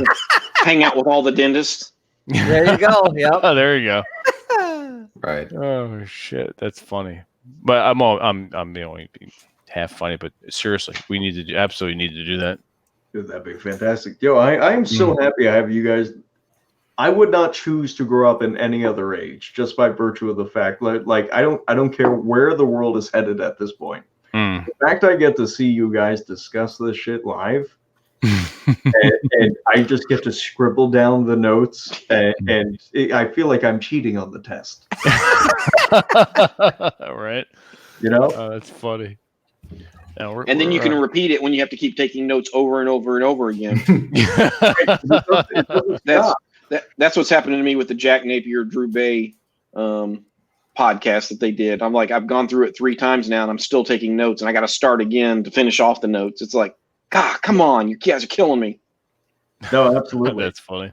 Because I saw where I was going, and it's like my Switch was not improving until I found this, by and large. Okay. Now, James, how did you may have said this at the meetup. How did you find Masco and Geek? Oh gosh. Okay, so I actually had to ask Rob this while we were at the meetup, because I couldn't figure it out if we found each other over nerd stuff or over the Manosphere. Oh, okay. It's got to be the Manosphere, at least from my end. If you were following me on Twitter, if that's how it started for you, because that's pretty much, besides shit posting, that's what I talk about. So Exactly. So I that's think what it I'm was on the Redman group, yes. and that was about when did the Redman group start? That was about a year ago, 2. Year and a half or so, and I know I was like on episode 3 or 4 is what I was on. Yeah, I think we're on the same episode with Aaron Clary. Which Yes, that's how I first met Aaron. Really? Was on that episode. Yeah, I had bought a couple of his books because I'd heard of him, and people were saying, hey, if you want to know some hard, information about to do stuff, some factual stuff, you should check out Aaron Clary. So I did, and I was impressed. And then when Rollo, because I had followed Rollo for a while, and then he and I started dialoguing. He followed me back on Twitter, and he was the one that came to me and was like, hey, do you want to be on the Redman group? And it was like, fuck yeah, I'll come on. I don't know what the hell I'm going to say, but yeah, you bet. And I was like the only 9 to 5 guy that was on the panel at that point. And that's where I first met Aaron, at least as far as dialoguing back and forth was there, because I had to, kind of fanboy over him a little bit, because it's like, look, I got your book, and he's like, as you should. That sounds like Aaron. Yeah. One of my books? What about the other books, man? Yeah, exactly. I'm waiting for, I was waiting for him to say, yeah, you should buy all my other ones too. Exactly. No, he's probably too busy drinking the rum. No, yeah, exactly. Yeah. All right. Well, here's the deal with that. Hang on a second. Hang on. All right. So there was 3 bottles of Kraken rum on this trip that were had for me. Okay, I had maybe 5 glasses. That's it. Okay. How big were the glasses? But a finger's worth. But maybe a finger or two's worth with Coke in it. So something happened to the rum, and I'm not responsible for it. So there are 2 people that are. Rob didn't drink it. There are 2 people that are suspect. There are 2 people that are suspect. Okay. The man turning around, looking behind him, and Aaron. Okay, so if I talk to Aaron, he points the finger at TJ. If I talk to TJ, he points the finger Aaron was at Aaron. Drinking that stuff like Jack Sparrow. He was just he's just twisting that bottle back. Just I'd have a little bit, and then I'd have one of my there's a little bit of that gin. I was busy going after my gin. Well, I have to say that is true. Yeah. Thanks. No, he was pouring that stuff like, it was like you turn around and it disappeared. And then of course Aaron would disappear because now he's over there drinking the rum. I know. Yep. We are definitely getting Aaron a shirt saying, "I'm why the rum's gone." Pretty much. I think you need one as well, TJ. You both need one. Yeah, fuck. I'll tell you. Get them Kraken T-shirts. Seriously. Why is the rum all gone? Release the Kraken. No, for the price, that is a really great spiced rum. Yeah. I can't and no, but I have to say, Joe, the rum you got me, that beats it out though by a couple points. That is really smooth. So I think I went and checked when I got back, and Kraken here is about $20, and the Corsair Spiced is like $25. So they're, from a cost standpoint, they're about neck and neck. They're comparable, but the one you got me is smoother. Yeah, I like spiced rums, but I had not tried that one. I think the only one I had tried out of the ones I got you guys was the Davidson's, and I already knew that one was good, but I just tried. Nashville's got all these really cool distilleries, and we've got a cidery, and we've got craft beer places and all that other stuff. So that's one of the cool things about being here. Absolutely. Nice. But before I forget, so I followed Rob. We started dialoguing back and forth, and that's when I discovered that a bunch of these guys in the Manosphere were also into nerd shit, right? Yes. Vince and I were calling it early. We were calling that early on. Yeah. It's like this colossally jacked dude is like, "Hey, do you want to talk about a role-playing game?" And I'm like, "Yeah." Well, it's interesting because when we first started, Jack Napier started popping in the YouTube comments. I'm like, that's how we know him. But he's like, oh, that's another Manosphere nerd. And then Rollo, I don't know if you know the story about that one, how I called that one. I was watching one of their earlier broadcasts, and Rollo had the way he had the camera was over his shoulder, so behind him you could see his shelves and half of what looked like a painting desk with paints on miniature paints on it. Like, oh shit! I wonder if he paints miniatures. So I took a screenshot so I could kind of blow it up a little bit. I'm like, oh, they look like Pathfinder or D&D books. The spines, like Rollo's a closet nerd. So I reached out to him, and he is very big into Warhammer. That's yes, the he is just that's totally. what we talked to him about, and I'm like, oh, and he professionally paints Warhammer figurines. Very much, and they're gorgeous. They're fantastic. So go back and watch the latest Rollo episode, where in the beginning of it he actually shows off a lot of his work. Yeah, So I'm gonna have to look at that. yeah. So I think that's where I picked you guys up was when Rollo was on the first time, Okay. right? Okay. And I didn't realize he was as big a nerd as he was. I mean, he's like into everything. It was like, Oh yeah, man, fencing and Shakespeare guitar and playing and music and Warhammer, and then painting the figurines. It was like, holy crap, what does this dude not do? exactly. Yeah. Yeah, he's And he's an good at it. man. Yeah. Yeah. He's Either an graphic design. He's honestly one of the few guys I look at where it's like, wait, you can do all of this, Mm-hmm. and you can still have a house. Yeah. You know? He's the man's no joke. He's definitely a Renaissance man, that's for sure. So, and we it's funny because we want to have him and a few other people on either a fantasy Warhammer game or a D&D game online. So we're gonna see what we can do with that. What the hell? There you go. Everywhere Rollo. That's not too far off. Yeah, pretty accurate. But yeah, that's something I know Vince and I have talked about it on and off between each other, that it's like most, if not all of these red pill guys, they're geeks in one form or another. I mean, honestly, if you're going to have a YouTube channel and you've got your shit going on, and you got your microphone, you got your camera, and you got, whatever background going on, kind of like Modern Life John. He's a huge geek as well. Oh, yeah. You have to be a geek to do any of this shit, because anyone that's not, they're not going to know how to plug shit in and hook it up and run it. They're going to be like, well, what the fuck do I do? And so they're all geeks in some form. I'm calling it now. I'm calling you out, guys. You're all geeks. Yeah. Yeah. Oh, did you get to level 60 yet? Exactly. Oh yeah. Exactly. Level 47 masculine geek. That's right. But no, plus it's like, learning things like learning red pill theory essentially is like that really appeals to like nerd shit, because we're always trying to figure out like, hey, how do I min-max this? How do I twist these numbers around? It's like, well, if you want to get X number of dates, just go out and approach like 100 people. It's like, oh, so if I get these numbers, then I'm doing well here. But if I get these numbers, then I'm not doing well. And so it, in a very strange way, it appeals to this whatever backward social conditioning we have, that we actually enjoy this stuff.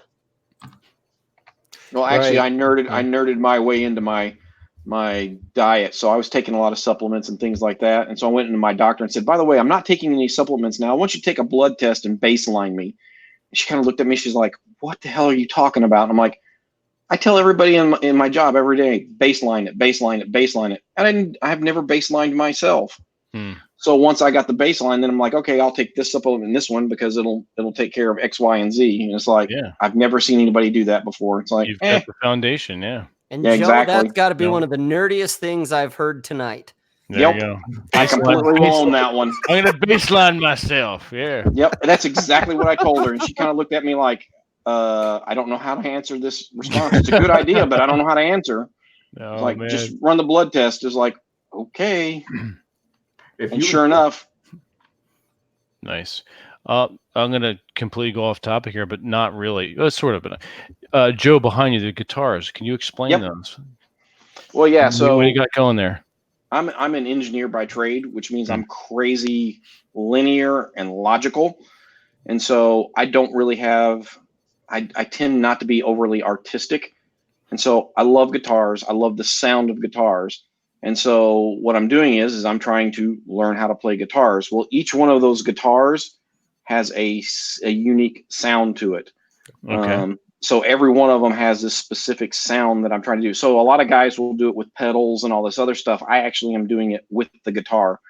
So like, for instance, there is a, you see if you can see it, the green one down low, that is a Fender Jazzmaster. And so that, generally speaking, it has very specific pickups in it. And it's generally speaking something that's done with like 60s style surf music. So you hear the Beach Boys and a lot of others. That's the guitar that, generally speaking, made that sound. And then I don't know if you can see it or not, but the one all the way far in, well, let me grab it.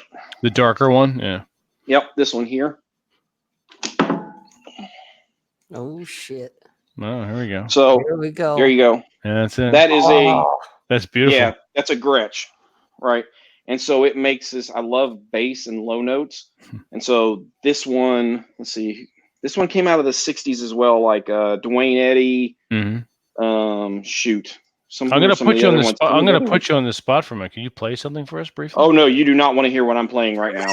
No, especially on this one, because what I have learned is while this is an awesome guitar, when you hit the chords right, it sounds awesome. But when you hit them wrong, oh my God, it's awful. I mean, there is no fault tolerance in this one. No, so I'm still learning chords, and so in high school I played in band, right, and it was kind of a forced thing. In other words, that was a trade-off for me to play football.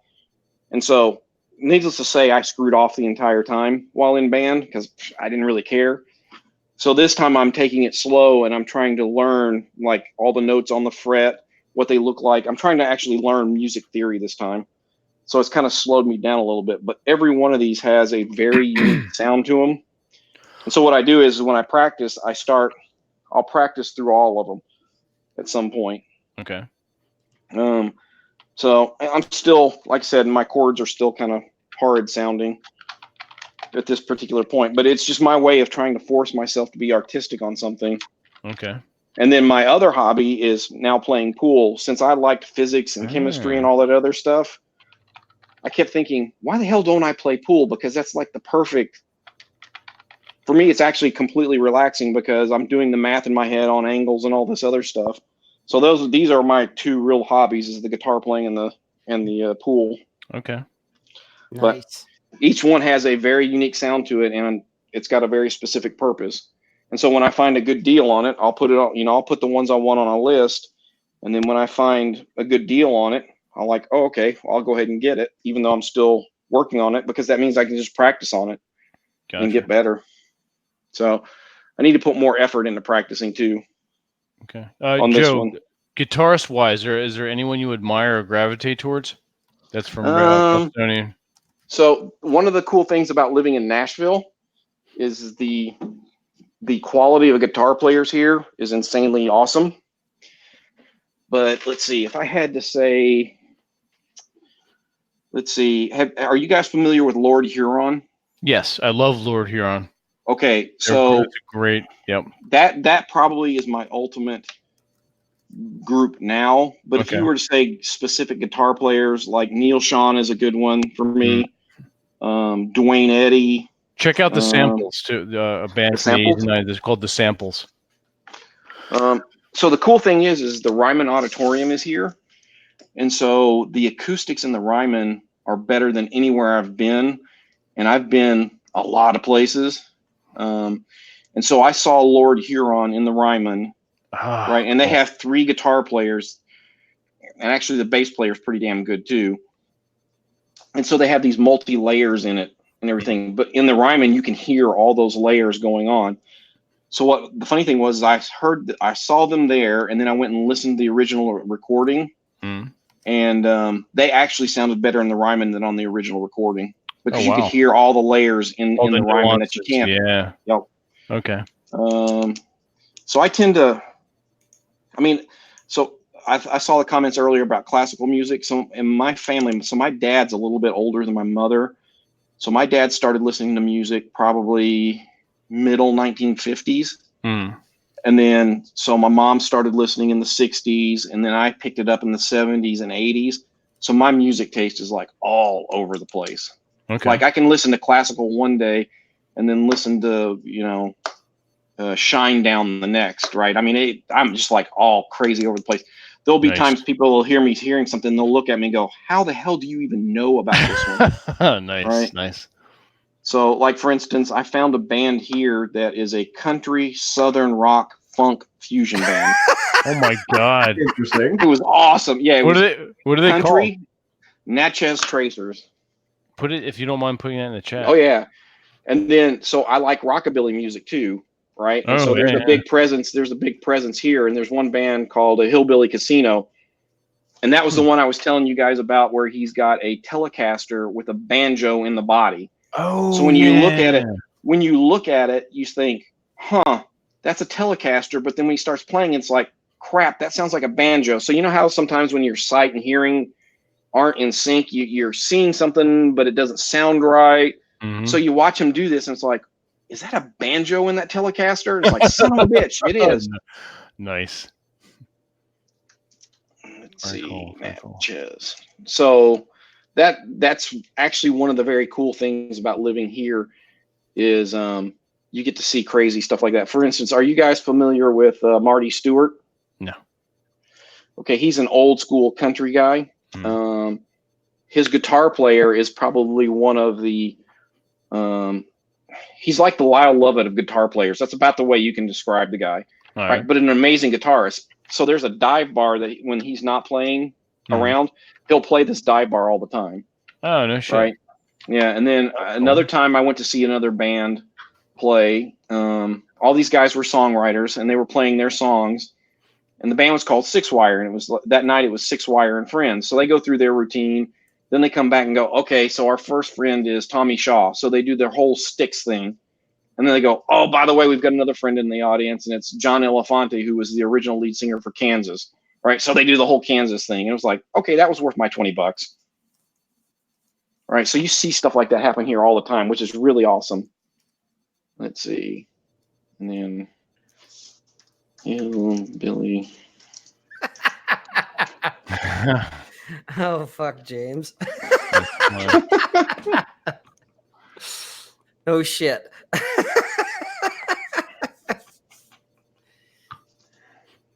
God, this is what I've heard too many times.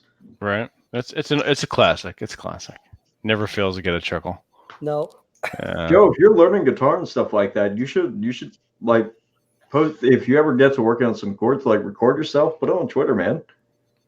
Yeah, so a friend of mine keeps saying the same thing, and part of me is probably really self-conscious about it because it's like, right, I live in an area where people are like born and just come out and play guitars, and they play them really well, whereas I have to really work at it to do it. So I mean, there's probably a little bit of that in there, but I'll get there eventually. But like I said, it's really just an artistic outlet for me that,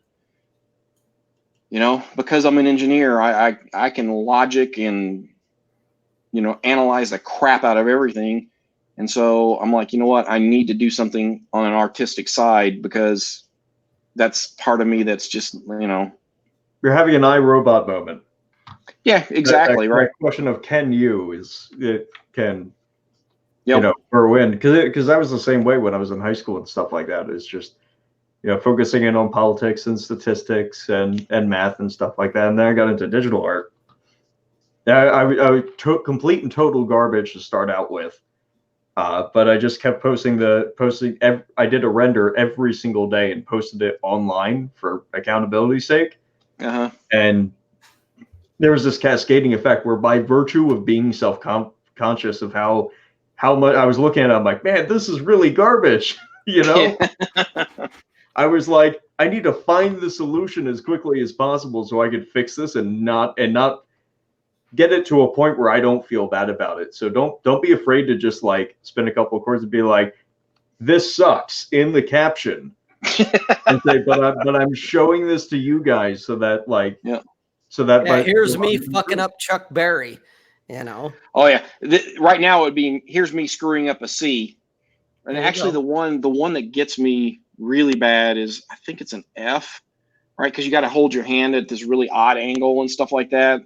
And then bar chords. I'm actually, those are ooh, those are really bad right now. If you can learn bar chords, you're kind of, in my opinion, you're kind of reaching God mode, because yeah, you gotta twist. They're rough. You gotta have some real strength in your thumb and your index finger. Yep. To pull off bar chords. And then sometimes it's string 4, 5, and 6, but you got to lay off 3 and then bring on 2, 1. So it's like, okay, how the hell do you do that? Right. Right. It's that stuff. And so this time, what I'm doing this time is I'm being very focused about going after the tough things, right? Bar chords and learning how to read music. Like one of the weird things that threw me off is I kept looking at the notes on the guitar, and it's like, okay, the top 2 strings, I know they're in the bass clef. Completely know that, but you never see the bass clef in guitar. So what they did is they raised everything an octave, so they didn't have to print the bass clef on there. It was like, oh, that's evil. Now it makes sense. And then here they have something called the Nashville numbering system, which a lot of old guitarists used, and where they basically gave chords a number, right, so that it was easy. So a lot of these guys didn't read music, and so you'll see them if they say they're playing a new song, they'll be talking in 3 different chords. One will be talking pure music, one will be talking Nashville numbering, one will be talking tabbed, and at some point they all 3 collide and go, oh, okay, yeah, we got it. I was like, okay, that just made my head hurt. Exactly. Yeah, but that is my effort to do something artistic. And everyone, in my opinion, should, especially if you're more the analytical type, the engineer type like you are, Joe. Mine is probably the opposite. I'm probably more the artistic type that needs to learn something more analytical, except I can't seem to stick with it because fuck it, you know. But that's me. No, you're right. That's funny. Yeah, well, and that one of the thing I'm doing too is, like, for instance, I joke your guys' reading list, by the time you get done with Carl and you guys and Rollo and Ryan and everybody else that write these reading lists, it's like, dear God, I haven't read this much in my life. What the hell? It's great, isn't it? Yeah. So what I do is I'm prioritizing things that I'm focusing on. Like, for instance, weightlifting and the physical stuff. Okay, that's priority number 1. And, this is, what XYZ is number 2. Right. And so when I have a collision of things all trying to merge together, I go look at the priority list and go, okay, well, the weightlifting has to pick up. I have to do that because that's priority 1. And then I work, I kind of work in that. Yep. That helps me kind of keep everything prioritized. Eventually, once I get my weight down where I want and, I've got the strength where I want it, then, it'll move down and something else will move to the top. But I'm working on being a little bit more better organized on it. Okay, good. Well, like Alex said in the chat, Audible is gold. You could weightlift while listening to Rollo, as an example. Hearing Sam's voice doing that. I tried that, and then what happens is I go, oh, wait a minute, I got to take notes. Oh, yeah. Well, yeah. One of the reasons why I like Drew's work is I'm a really big proponent of HIIT, right? Because I did it when I was running. I never really applied it to weight training or anything like that. But basically what it gets down to is your heart rate does not lie, right? So if you know your heart rate well enough, what's going to happen is you can tell when you're pushing it, you're not pushing it. And that even applies to weights, right? I can go into the weight room with a heart monitor and go, yeah, I completely screwed off on that one. And then I can look at my heart rate on another one and go, okay, yeah, I really pushed this one really hard, right? And all just by looking at my heart rate. So that was another way of me nerding my way into, weightlifting and stuff like that. But that's the ultimate tell, right? Your heart is the ultimate tell on whether you're working or you're not working. The body does not lie. Yeah, exactly. The heart in particular does not lie. Nope. So I was already aware of HIIT and using it in running. And then when Drew kind of tied it together with weightlifting on top of it, it was like, oh, okay, that kind of makes sense now. So I'm trying to apply HIIT even into the weightlifting side of it. And so far I've been kicking my ass. So I guess that's good. Very cool. TJ, you're a very prolific weightlifter. Is there any advice you can give us and the chat and the people listening later? Like, just say they're starting out. Yeah, I would say one, you have to fail to succeed. That means you have to do more, that you have to go beyond what you're capable of, and you do lifting or whatever workout you're doing, you do it, you got to put in maximum effort. if you want to improve. If you're just doing it to stay in shape, you can do that. The biggest lesson I've learned is and part of it is, what is your work job, your day job? If you sit at a computer like I do and you lift weights, you have to stretch. You got to stretch every single day. You have to do it properly, because I've been dealing with all these sorts of problems where I can lift a lot, but there's these minor aches and pains that just plague me. Another one I'd say is focus on being utilitarian with your lifting. What kind of lifts, for example, a lift I do now for shoulders is I grab a 100-pound weight, I hold it above my head, and I walk around the room for a certain amount of time, and then I put it back down. That's not going to give me the huge bulging shoulders that you see on a lot of guys, but when I need to lift something up that's heavy and move it somewhere, I can do that now, because I've done that before with tables, with logs and all that stuff. Another one is farmer carries, where you pick up dumbbells and you walk around the room with those. Those build strength rather than muscles. If you're trying to look muscular, you can do that. I'm just not into that anymore. But I would say stretch, do the workouts properly. Start out with modest goals. I would say, and it really depends on, do you want to do repetition? Do you want strength or endurance? If you want strength, you could do fewer reps, higher weight. If you're doing endurance, you do more reps and lower weight. So that's just, there's a lot of different questions to say as far as you're working out. What are you trying to accomplish? What do you just want to look better or be in more shape? You can, I would say, do light workout, but mainly just controlling your diet. Cut out the booze, cut out chips, snacks, and just eat very basic foods for a week or two and drink water, and you'll lose weight very quickly. But it's mainly mental. It's like with so many things in life, it's mental. You just have to have this mentality of, for me, I go to the gym every day. No matter, I've had it where I had a herniated disc in my neck and I lost 70% of the strength in this arm. I was still working out that arm so it didn't atrophy. So because I had that positive mindset built in when I started lifting weights, and I had all these successes and being able to do PR and peak. When I had setbacks, I was okay. I knew that they were temporary. So that's kind of just some general ideas, but I'd need more specifics before I would give people any specific advice on what to do. Gotcha. One thing that I found out is and this is kind of coming up in a lot of podcasts and stuff like that. It's your reason why. And there's a book out there, it's about the why or something like that, where it's understanding why it is you're doing what you're doing. And I'm a really big proponent as well of is if you know why you are doing something and it means enough to you, nothing will stop you. Right. And so that's true. And my why, it's not about other people, right? It's about, okay, I'm seeing people around me who have have had weight problems, ate horribly for years and years and years. And now in my age group, right, they're kicking over, right? They're in bad shape. They're getting cancer, they're dying, they're doing all this other stuff. And it's like, I don't want to be that.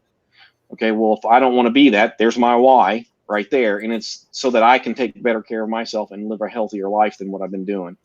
Right. And so once I had that why implanted in my head, it's like the rest of it started to get easier. It was just finding out what worked for my body.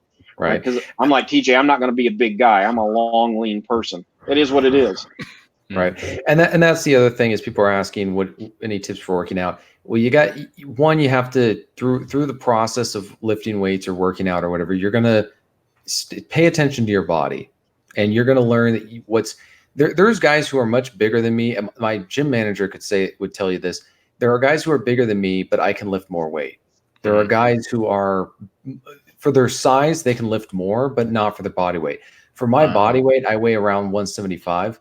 I can lift much more than what the average guy, especially my weight, but there's these huge guys that are there. When a guy weighs 280 pounds and he can bench press 300 pounds, that's not a big deal. When a guy weighs 175 and he can bench press 300 pounds, that's a big deal, right? He's much stronger for his weight ratio. I guess the other advice I would say is you have to think long term. Don't do something stupid when you're young that you're going to have problems with, chronic back problems, pains, aches, whatever when you're older, you got to take care of your body. There's no point in saving up all this money for retirement and having success in all of your other areas of life if your body's not well, because you won't be able to enjoy it. You'll be sitting around dealing with chronic problems. So that's another thing about, if you're going to do squats, you can do them. I don't do them anymore, but your form has to be flawless. You cannot put that much weight on your shoulders, go down to do a squat, and then have your back not straight or not be using your hips, and using the wrong muscles. I think that's the other thing. You can't use the wrong muscles. I have this habit of using my shoulders to do a lot of work to aid other things that tighten up, and then it pulls all the other muscles, and you got to avoid that. So when you start to feel muscles tighten up, that's when you should probably slack off a little bit, work on stretching. Okay. So that's one thing I do too now is when I'm doing the lift, I know what muscles it targets.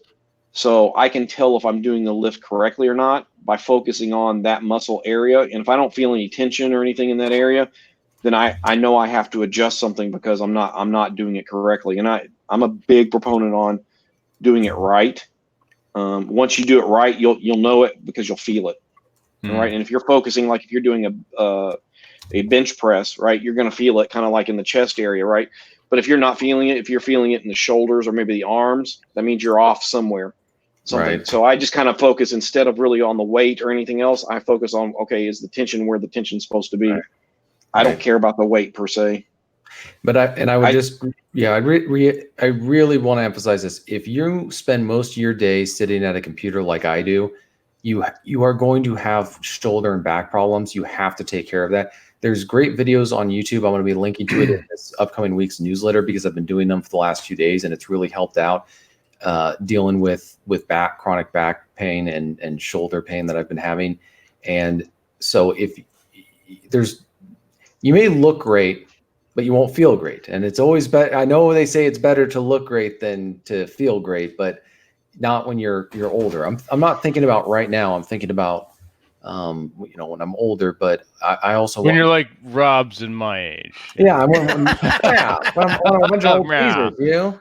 That's right. Yeah, I got a bad feeling you two are spring chickens still. I live Aaron Clary 4 to 5 days a week. Mr. Aaron Clary is a 40-year-old man in a 95-year-old man's body. That I will agree with you. Sorry, opposite. Yeah. He's a 95-year-old man in a 40-year-old man's body. Yes, there you go. Yeah, that's very true.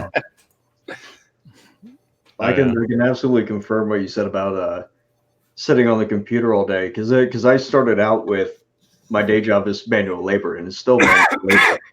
But as I started scaling it back, so I could spend more time doing tabletop design and stuff like that, take off. Like tomorrow, I'm probably going to take off because I'm at a point now where I control my schedule. And sitting for 8 hours in a day, I kind of feel like I just smoked a pack of cigarettes. Yeah, you feel like a huge lump. Yeah.